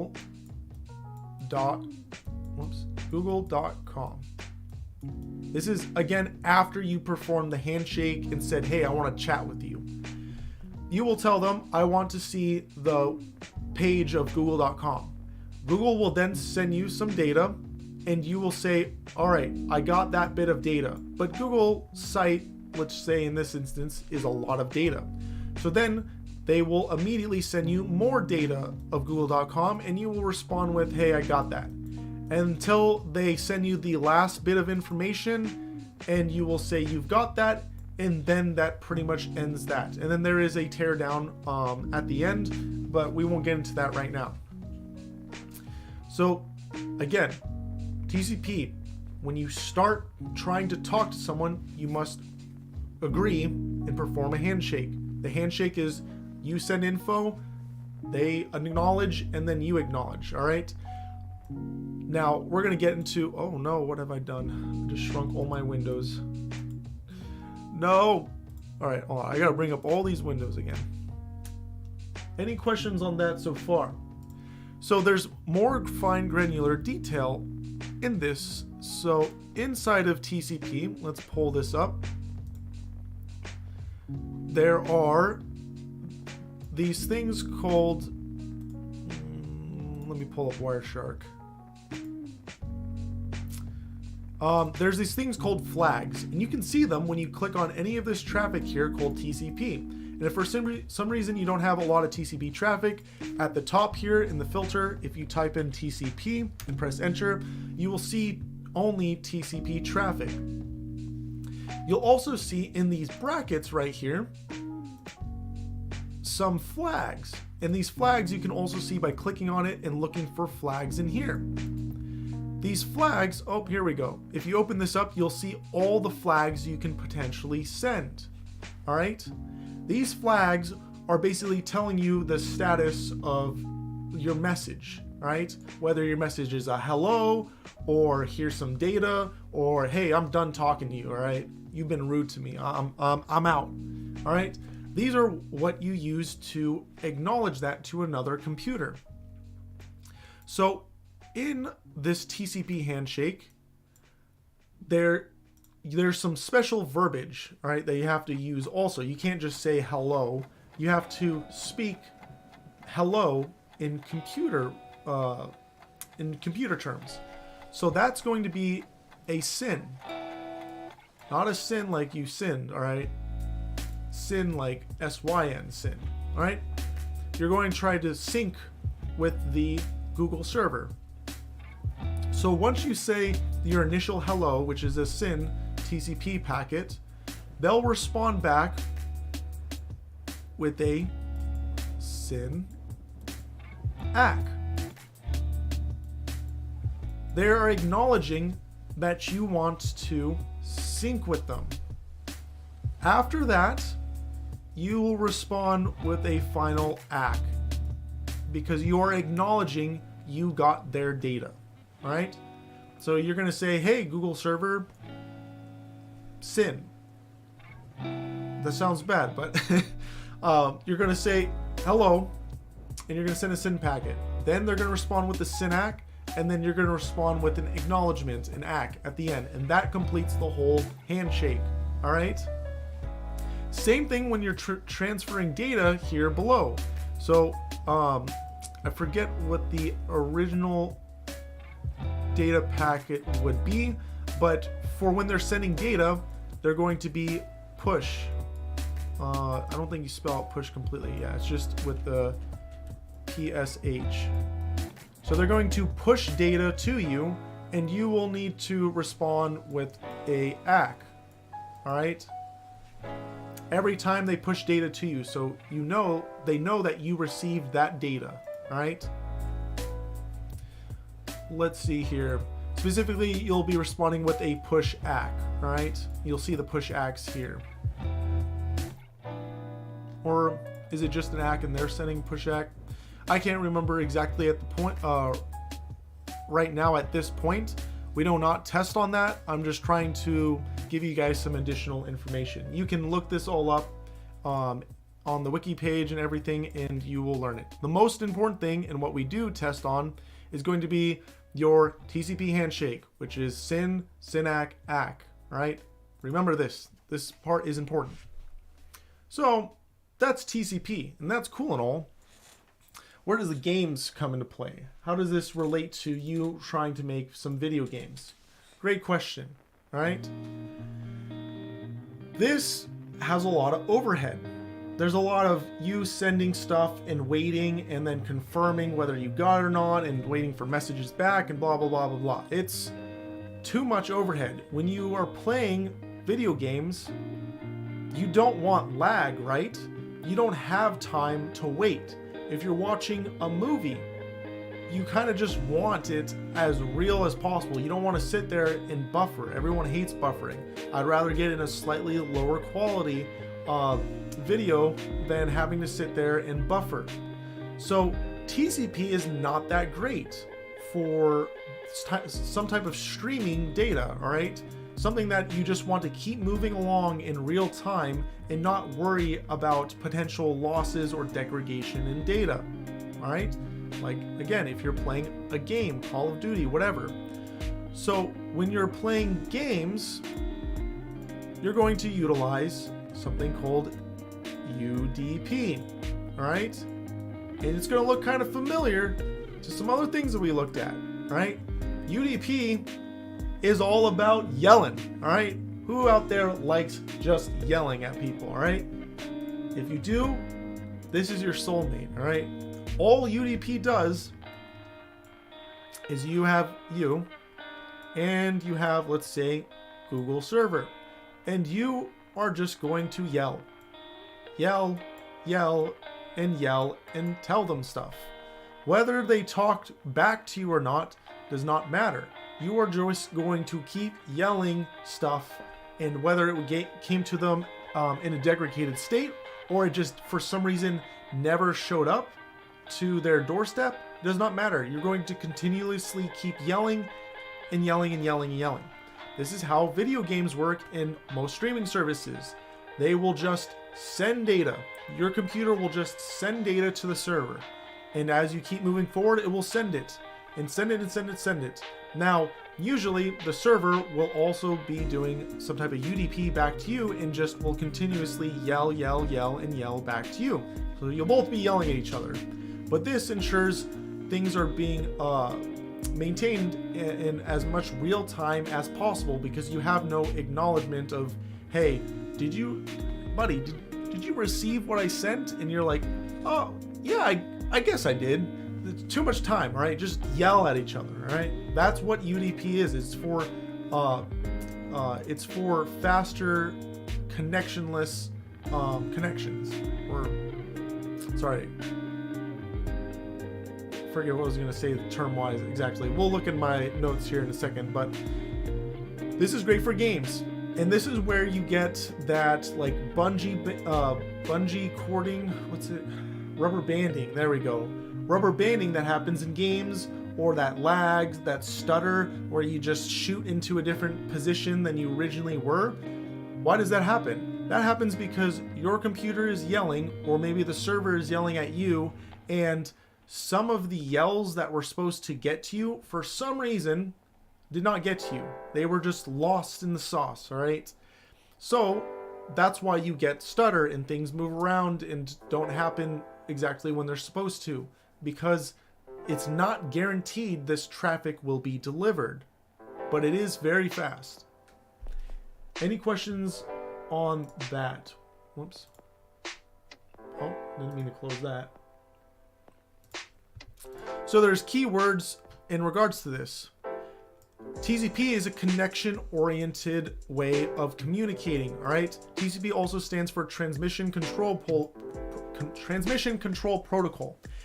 Keyword, it's connection-oriented. You establish a connection and you keep that connection alive and you acknowledge each other. UDP, on the other hand, is connectionless. You don't need to have a connection. You are just screaming. Someone may hear you, someone may not hear you. Not their problem at the end of the day. It's your problem. So understand that. Also, TCP's header size, so their actual size of traffic right here, is larger than UDP's. So if we click on it, we can see that highlighted area right here. Let me scroll up a little bit. That highlighted area right there is the header, aka the wrapper of TCP traffic. It might not seem that big to you, but remember, the data that you're sending, you know, in a lot of these files, if you have lots of connections, lots of tabs open, you're playing a mobile game, you're going to be sending a lot of these, and it stacks up and it can clog your network. You know, you might want a gigabit connection speed, but it may be more optimal if people just made their packet sizes smaller, because then you wouldn't need a gigabit of internet if the traffic was smaller. So this is something to keep in mind also. Another reason why UDP is faster, their header size is smaller, which means that it takes up less traffic on the wires. So you can see the size here, and the size of TCP is 32 bits. Let's just do the unthinkable and count them real quick. Or does it tell me right here? Does not tell me right here. Click on it. 1, 2, 3, 4, 5. 1, 2, 3, 4, 5, 6, 7, 8, 9, 10, 11, 12, 13, 14, 15, 16, 17, 18, 19, 20 bytes. Oh, that's right. It's 20 bytes. TCP is 20 bytes of information. All right. That's how big it is. Now, if I go in here and do UDP, not UCP, UDP, you'll see some UDP traffic. All right. And if I click on this, you'll see it's a lot smaller, right? This is going to be 8 bytes. It's going to take up 8 bytes of information here. And you'll see UDP pretty much has nothing in it except for the ports and the length of the data that you're trying to send information to, and the last part here, which I am forgetting what it's for. Why are you not? Oh, here we go. It's the checksum. So the checksum is the integrity of the packet. So all of this stuff, you can find the breakdown of it in a nicer, prettier picture if you were to Google TCP, which is right here. You can see the layout of TCP. Or this one's specifically for IPv4, but is this one for IPv? Yes, this one's for IPv4. If we type in TCP, you'll get some nice pictures that should show you the packet breakdown. So you can also just put in header, and it will tell you the layout of how the data is. All right, same thing with UDP, and it will tell you that is not UDP right here, and it will tell you the layout of everything. Alrighty, any questions on UDP and TCP? We are going to be programming with these. Is packet size affected by unoptimized code? Yes. Not directly, but because your code is unoptimized. And it's only, look, if your code is unoptimized because you're doing some weird logic and it's only running, then it only affects the computer itself running, it will not affect network traffic. This is purely for when you are sending data across the network. So people that are front-end developers, website developers, or back-end devs that are building REST API endpoints, this is very, very important for you because you are sending data all the time. You are sending website information all the time. When you visit a website, that website is downloaded to your computer, all right? These are just files, no different than if you were to download an image. They are exactly the same in how the data is transmitted to you. It is all done on TCP, and it is all downloaded onto your computer. That is why it's important to not visit malicious sites because you are downloading their code and their website on your computer and executing it, potentially maliciously, and it will destroy your computer potentially. That is why it's important to use a trusted web browser, because your web browser is executing this random code that you're getting from random servers all over the internet. So Google Chrome, for example, spends lots of money in order to ensure the security of their browser. Additionally, they have sandboxing that happens on each one of your tabs. Sandboxing means that pretty much each one of them are as isolated as possible from everything else. This is why also everyone's pretty much building their browsers based off of Chromium, which is what Chrome is built off of. It's made by Google. Microsoft Edge is built off of it, for example. Firefox is not. They're built off their own tech, and I have no clue what Brave is built off of, but Opera is built off of their own also, I believe. You can figure it out if you just Google it. But if you right click anywhere on any website, you can view the page source, and this is a part, not everything, but a part of the code that you were sent from, in this case, our server here. But if we go to Google, view page source, bam, now I have Google's code and I've hacked them. Not really. This is a portion of it. It's better if you do inspect, and in here you can see some of the code that you got from them. If you go over to this isn't too important unless you're a web dev, and we'll get into some of this also when we get into web development. But you can go to sources and you can see all the code that you downloaded from Google's servers, and there's a lot of code here. All this has to be transmitted as packets. If it's a huge file, it's going to be transmitted a lot, and that will affect how fast your computer is. And when I visited google.com, you'll see, can I zoom in on, there we go. When I visited google.com, I didn't just visit google.com. I also had to, it told me that I need to get information from apis.google.com, from LH3, Google User Content, from gstatic, and this is from my web browser itself, so that is not a part of their website, but you had to ping multiple sites.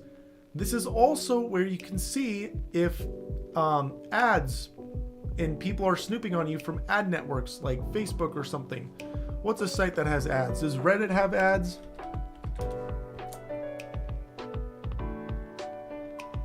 Let's see here. I think I don't have ad block on. So we just visited Reddit.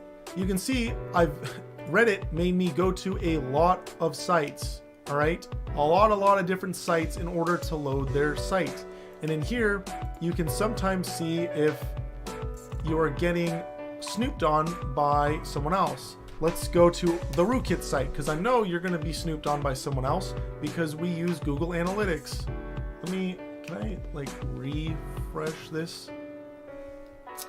All right, so you can see if you go to the Rootkit org site, you are being snooped on by Google because we use Google Analytics. So Google is collecting information of you visiting our site.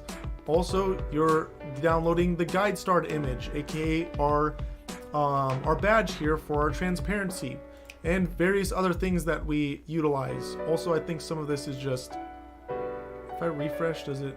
No, I guess this is literally everything that you are visiting. So you can see a lot of stuff is being loaded. So it's important to have as little amount of traffic being sent across as possible to improve your performance on your site. Lots of people pay lots of information for that optimization. I just recently started using Microsoft Edge instead of Chrome, and I love it so much more. They are built off the exact same thing. So there's very little difference between them in its current state. There is a difference between them, but at its core, they're both running Chromium. So whatever Google does on top of Chromium, I don't know their secret sauce exactly. I thought it's pretty much exactly like Chromium out of the box, but literally if you Google Chromium, you could just use the Chromium browser directly if you want. And this is what also makes up Chromium OS, aka if you have a Google Chromebook. So if you want to use Chromium directly or make your own browser based off Chromium, you can do this. And you can download it and then invent your own new browser on top of it.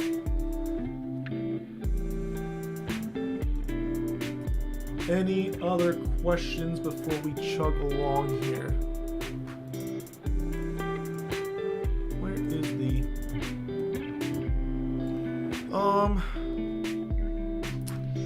Maybe... How do you guys feel right now?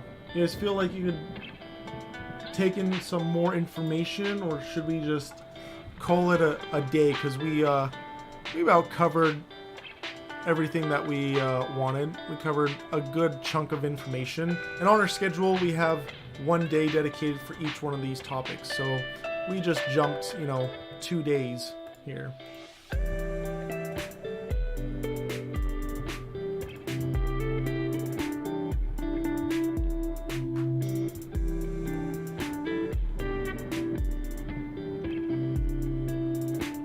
Any questions? How do you guys feel? I'm chilling. All right. I think I'm on. I didn't have a bunch of Streamlabs set up earlier because I just started my computer. So I think people on Google right now are like on another on the 1 minute delay. So yeah, not fun, not fun. All right, if you guys are chilling, then we're gonna go on another 3 to 5 minute break, and then we'll come back and we'll start getting into application layer protocols. All right, this is layer 7 in your OCI model.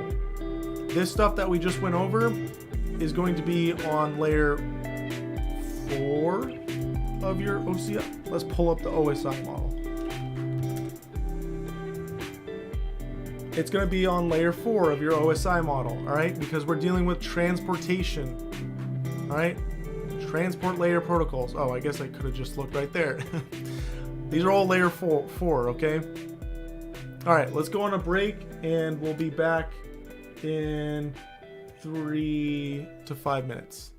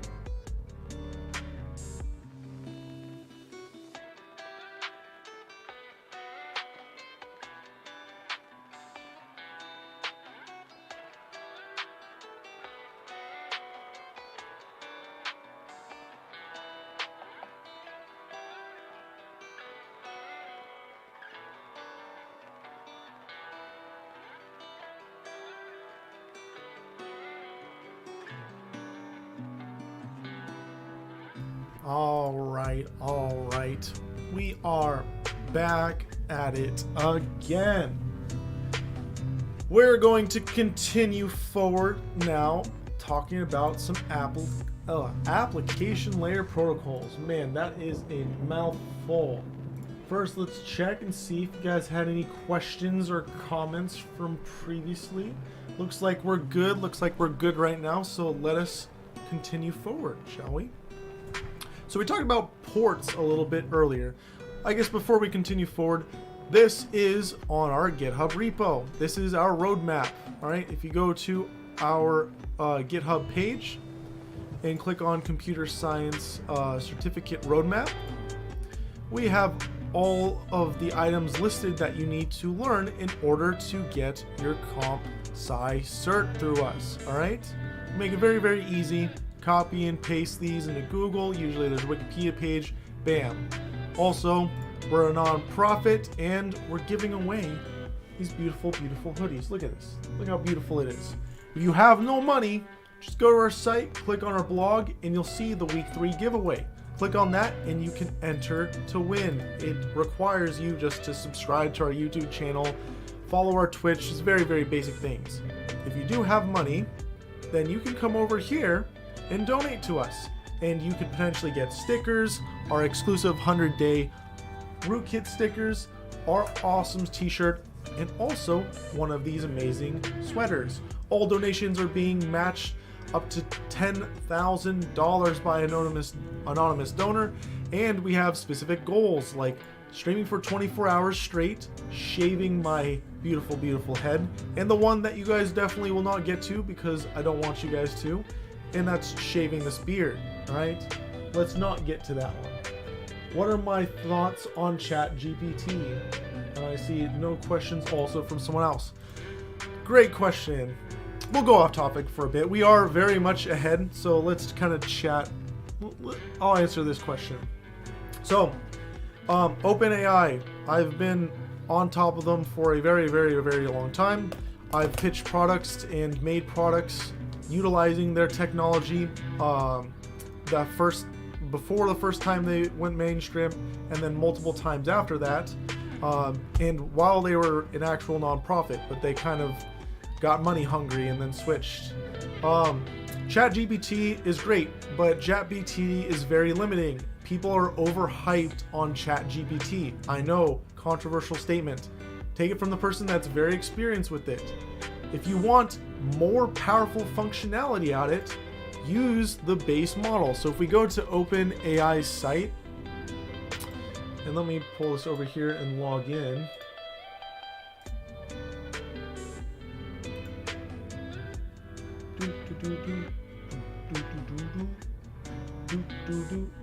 There we go. We're all logged in now. So if you actually go to their site and log in, what's better than ChatGPT is using the base model, because ChatGPT is just built on top of their GPT-3 models, which you can get access to right here directly. And GPT-3 is way more powerful when you're using the base model. It can do literally anything you want it to do, all right? Everything that's been advertised by ChatGPT, it can do, and potentially 20 times better. You can use this to make your own sarcastic ChatGPT if you want. They even have an example for it. If you go to the bottom here, Marv the sarcastic chatbot. If we open that up, this is how you program it. You program ChatGPT by giving it sample prompts. So how you do sample prompts is just how you want it to act. You tell it how you want it to be and act, and then there's some examples here on how it should go back and forward. So right here, we're asking what time. Let me zoom in on this a little bit.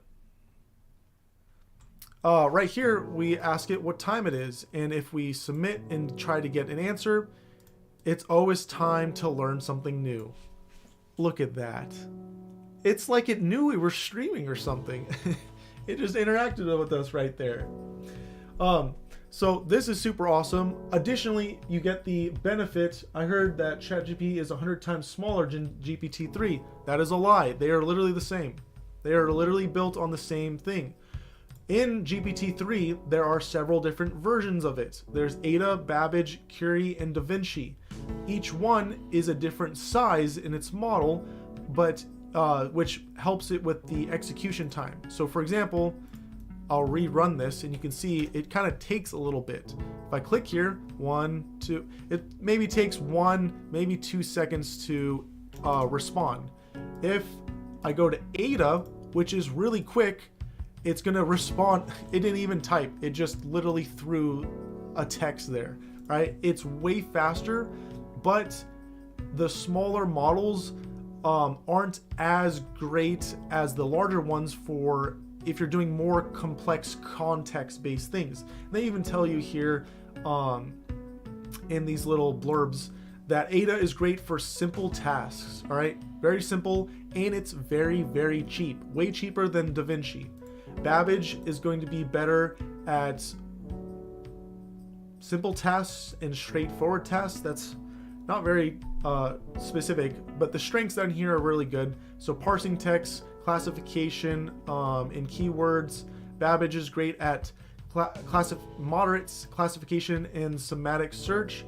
Curie is great for language translation and complex classifications, and DaVinci is great at pretty much everything. All right, so you're sacrificing with the larger models speed and costs. Additionally, ChatGPT sucks at code. It sucks at code. Lots of people use it for code examples and stuff like that. It's garbage. They have one specific here called Codex. Codex is literally meant for code. It was trained for code right here. And you can not just have it make code, you can have it look at your code, modify your code, anything with code it can do. Let me see here. If you are following on with 100 Days of Rootkit, when we do get the coding sections, you can use this to help you if you didn't understand something or you want the bot to explain something for you. You can have it explain things for you. So let me go ahead and look for, there's a specific doc link that I would like. Here it is, for code completion. So this goes through a lot of the things that Codex is capable of doing. I think it's at the bottom that has like the highlight. So it will help you write code. It will help you refactor code, which is basically taking your crappy code and making it more optimized. It will automatically do that for you. You can see this is the before and the after. It will rename things in your code for you. It will add documentation in your code for you. All right. So if I do something in right here, it's wanting to do something in JavaScript. I'm going to do something in Python. All right. So print hello world. And then we can say, what is this gonna do? And if we submit it, oh no, it's too inaccurate, or it's not defined enough. This is off script stuff right now, so I am oh, you can specify right here. Here we go, Python. There is certain syntax you need to give in order to get the results that you want. So this obviously is not exactly what you would want to give it. Let me see here. Document what is gonna happen. There we go. Now we have it. Oh, it's continuing forward on. Let's see it print in its entirety instead of me stopping it earlier. There we go. So it tells you this first one's going to print a string, this one's going to print a number, this one's going to print a Boolean value, and there's a bunch of more powerful stuff you can do with this, but it can really help you figure out what's going on. True, GPT sucks at coding. Yep, it's not meant for it. Codex is literally made from it. Oh, thanks. What? I am not. What the heck is that name? I am not saying that name. Oh my god. What the hell? No killer titles here, alright? I'm sorry. So moving forward, like I was saying, it can help you. No, oh wait, oh never mind. It happened on the other screen. It can help you with your code, help you write your code. It's super awesome. You can do stuff like get user input and print it out. There we go. It is going to get the user input and print it out. Not quite sure why it put the plus notation at the end of it like it was going to do it in Git, but this is literally you starting to program. Even better than this, all right, I got something that will really blow your mind. Look, this stuff hasn't gone mainstream or viral yet. We've thought about making some videos about it. This stuff people don't even know yet, and it's even better. Check this out, all right? Check this out. I'm gonna blow your mind even more. They have the JavaScript sandbox that's available. This sandbox lets you make literally anything you want as a website live, all right? You can literally make a game live. I'm gonna show you guys right here. All right, let's make a game live, not even programming a single bit, all right? You guys can become a full programmer right now, not even programming a little bit. It says, what's your opinion on George Floyd, by the way? You will never reach your goal, none donating to you. Thanks, buddy. My God, what a troll. Okay, so moving forward. You don't need to literally code for this. It's super awesome. Let's go and make a game, shall we? So what type of game should we make? Let's make an RPG that moves around and collects coins. All right, very simple, very simple. We need a character for this RPG. So let's go ahead and get a character, shall we? What should our character be? We can get any picture that we want. Let's go ahead and grab Mario, shall we? Let's get a sprite of Mario. Perfect. This one will do. Let's copy the image address and let's go back to, where's the tab? Here we go. So let's put this image on here. So make a, what do you call it? Make a, what are we going to call this character? We'll just say Mario, I guess. Make a Mario character.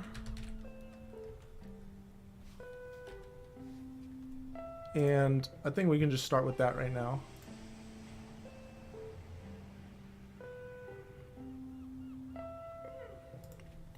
Show Mario on screen. Show Mario in the center of the screen.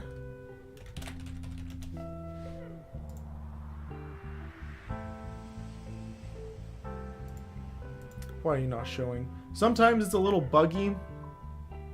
Let's see here. Absolute background. It automatically got us an image of a sprite here. Mario, show Mario in the center of the screen. Make a Mario character and put them in the center of the screen. Let me erase these ones. And let's see if this one works this time. Alright, sweet. We got an image right here. It's just not rendering. So it's going to try to grab a picture of Mario. It's going for a Wikipedia page. Let's go ahead and change this to change Mario's, let's see this, source is what it's called, source image to this.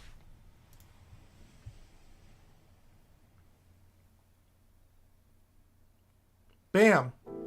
we got Mario on our screen. Obviously, it's way too big.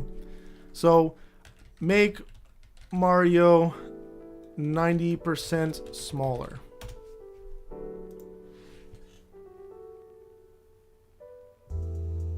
That is not 90% smaller. Make Mario,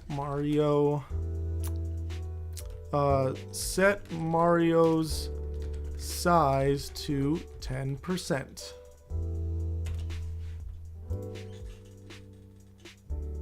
There we go. Now we got Mario here at the center of our screen, and basically you can keep taking it from there and be like, hey, let's see.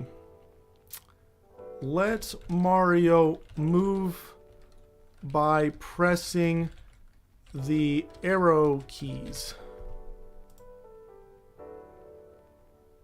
And it will literally write all of that code for you. Yeah, it's pretty cool, pretty sick. It's like coding a dictionary. At least, at the very least, you don't have to check Stack Overflow. Yep, that is true. And now with our game, if I use my arrow keys, I know you guys can't really see it, but I'm pressing my arrow keys right now, and now I can move Mario around. And you can keep building and building and building on top of that and make an entire game. Now, there is obvious limitations to it, and a lot of the things you want to do, you need to take it and tell it in very small bite-sized pieces. If you try to tell it too much, it will not do it correctly. But this is using Codex. You can see right here, this is using the JavaScript version of Codex.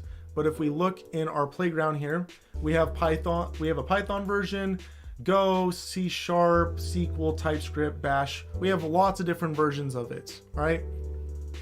Codex is super powerful, and this is going to empower a lot of people, including devs.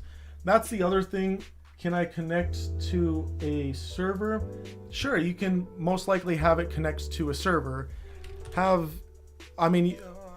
don't know how you would want to connect to a server, but you can definitely tell it whatever logic you want to end up performing. Let's see here. Do you think this style will replace the way coding is currently being done? Yes. Jimbo wanted Big Chungus. So this is not going to replace developers. Literally everyone on the internet is talking about how this is going to replace developers. It's not. Not one bit. Never in a million years is this going to replace developers.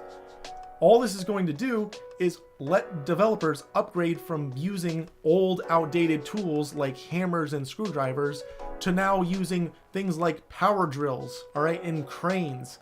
This is awesome because now I don't have to mess around building boilerplate code, which is your initial code for your project, setting up all the base and foundation.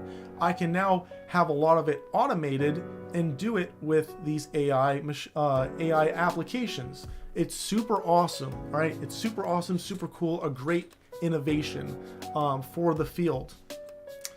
Again, there are lots of hard limitations because it doesn't understand large concepts, all right? It doesn't understand. You can't just tell it to make me a space program. You have to go byte by byte, just like you would as a human. It will just help assist you greatly. And there are some things for VS Code that you can use for this. Specifically, Codex is partnered with GitHub. So GitHub Codex. It's underneath a different name. It's underneath GitHub Copilot. Copilot is Codex. That's what they're using behind the scenes. Right here, OpenAI's Codex. This will help you write your code. It will give you suggestions and various other things like that. It is an awesome, powerful tool that you can use when you're programming. And lots of people love it. And this is also how it's learning to get smarter, because as you use it, you are potentially making it smarter. If you want to create a website with an input field. Oh, yeah, sure. Let's do this. Make an input field on screen to record a number.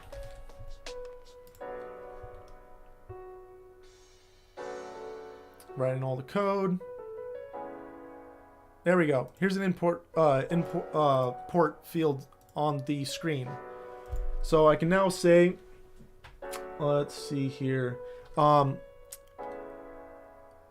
Make a way for, let's do as a user fills in the input field, display the text. Let's just say display the text. And now if I could type in here, which I'm not able to, oh, well, I can do this.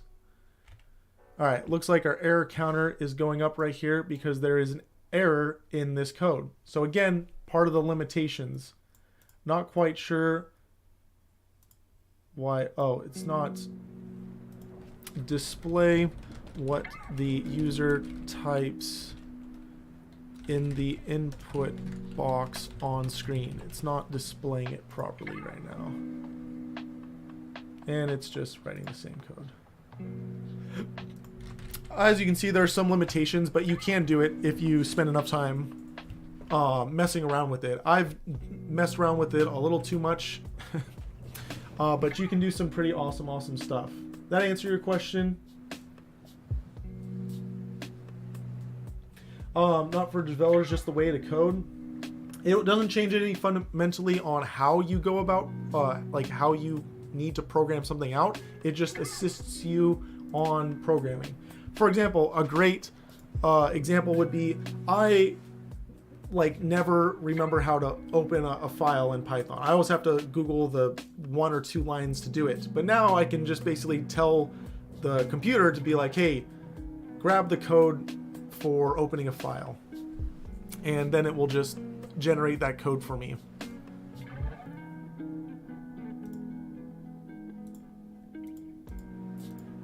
Any other questions?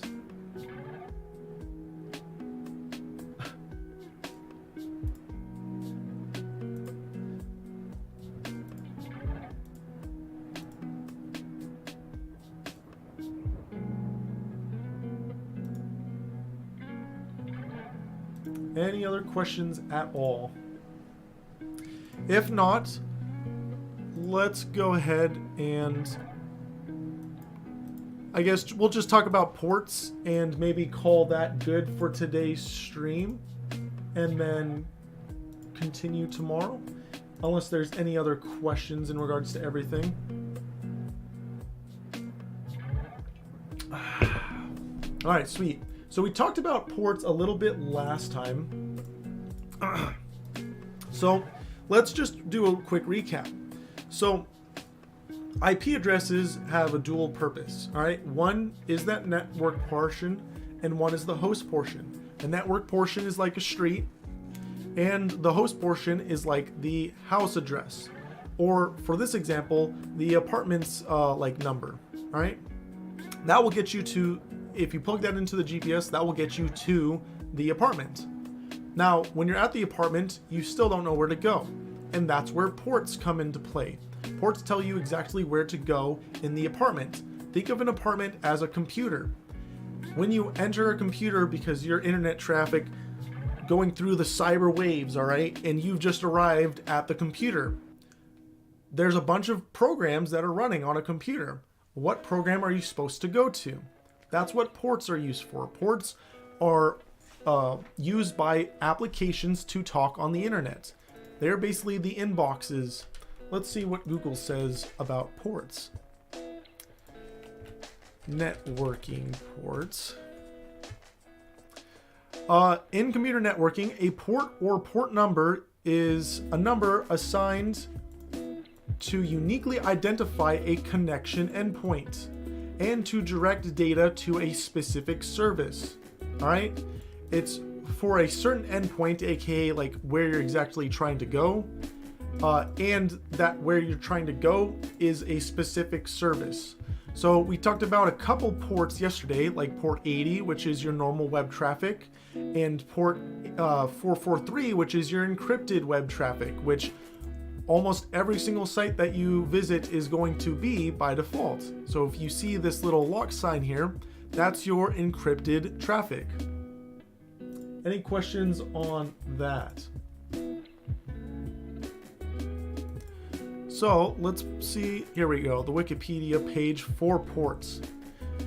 So if we scroll down a little bit, the ports are limited in their range because we talked about that yesterday. They can only be up to 2 bytes in size, and it's an unsized integer, which means you can have ports ranging from 0 to 65,535. So with that information, there's some details about it that we'll need to know. All right. So specifically, like how in IP addresses we had IPs and we had private IPs, so public and private IPs that were available. In ports, it's kind of the same but different. This time you have literally all the power. You can play God mode. All right. There are these things called well-known ports, and these range from 0 to 1023.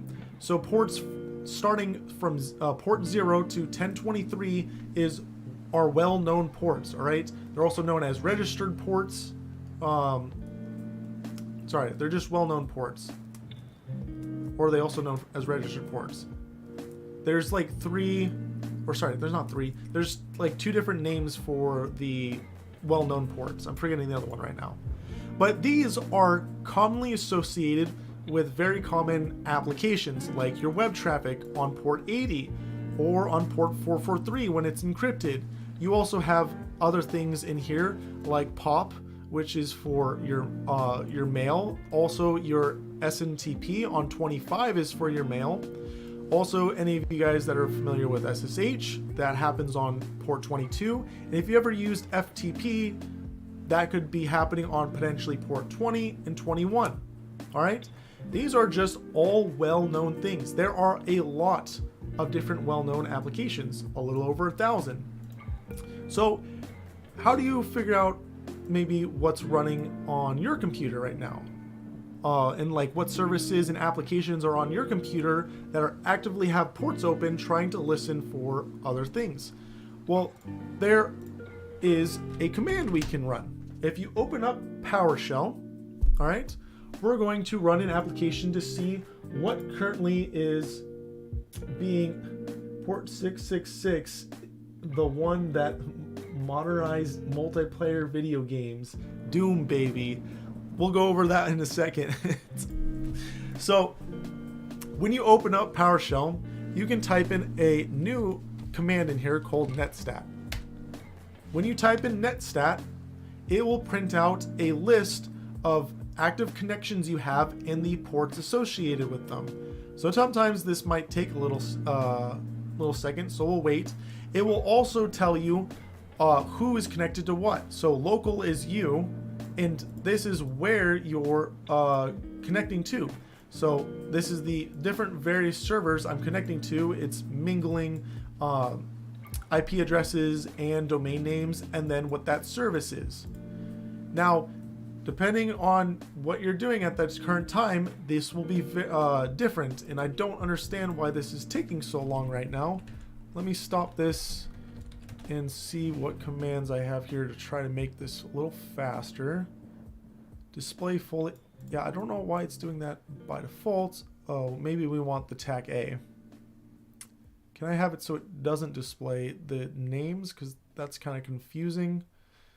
Oh well. So do netstat TAC A. There we go, much better. So netstat TAC A will give you a lot of information, including what protocol it's using.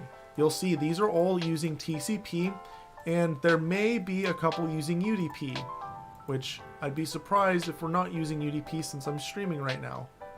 But regardless, we'll go ahead and move forward.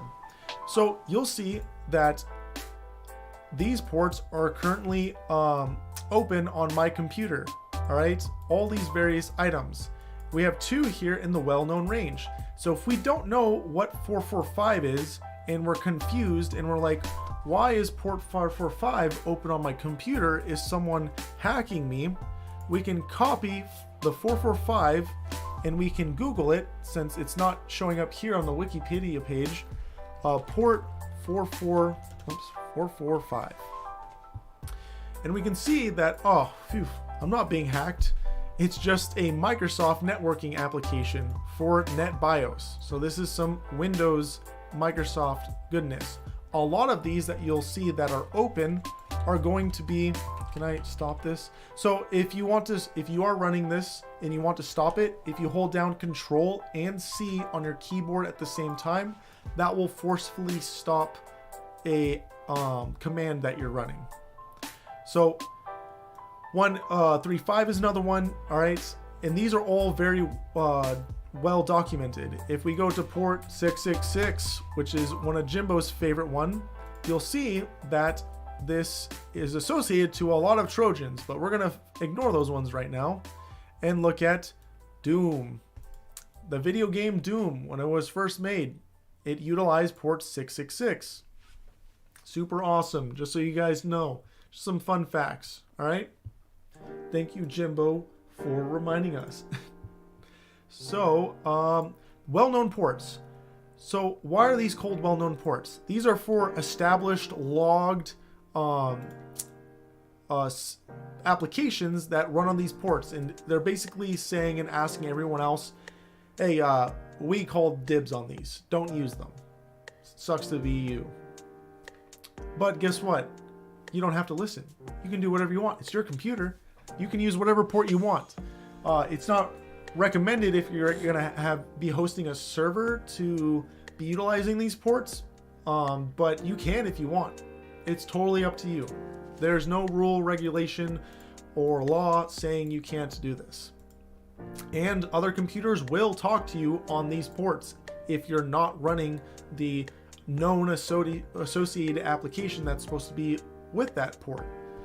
It does not matter, all right? It's just a mailbox at the end of the day. So moving on from that, the next section of ports, here we go, are going to be called registered ports. So from 1024 to 151, these are registered ports. This is basically the range that you are allowed to use as a developer, or I should say recommended to use as a developer. If you're making an application, you should use ports between this range for networking, all right? Because you want to avoid collisions into other people's ports and services you may be running on your computer. You don't want to go higher than that, and we'll talk about that here next. So the next section goes by a million different names: dynamic, private, random high port, ephemeral ports, all right? Keyword there is ephemeral ports. Memorize that because that might be on the test, and you may be asked this in job interviews, all right? You typically don't need to know the range in job interviews, but you may need to know it for the test. Is 49.152 through 65535. This is your random high ports or your ephemeral ports. You don't really want to run a server on these. Why? These are the port ranges that your computer will automatically use when you want to connect out to a server. Because remember, these are like mailboxes. So if you try to connect to Google's server and they're running a secured site on 443, you're sending traffic out to them and you're trying to connect at that port. But guess what? You also need a port in order to receive traffic, because you can't just have an IP address, because you're basically showing up, Google sending information to the apartment building that you live in, and they're like, where the hell is this information supposed to go? So you also need to have a port. So your operating system will randomly give you a port between this range. They have their own custom logic on how they go through choosing these ports, but no matter what operating system you're on, Android, Mac OS, Windows, etc., they will randomly choose you a port typically through this range. So if we look with that information, we can look here and see that, hey, this is in the random high port range. So we can actually infer things by looking at this information. We can infer that I, as a user, must be connecting out to this server, and vice versa. If you saw a low numbered port here and a high number port here, you can infer that someone else is connecting to you. That's how you can kind of tell, well, like, who is connecting to what. Does that make sense? Any questions in regards to that? I think those were the those were the main things we were going to cover before calling it good for today's stream. Any questions you guys have?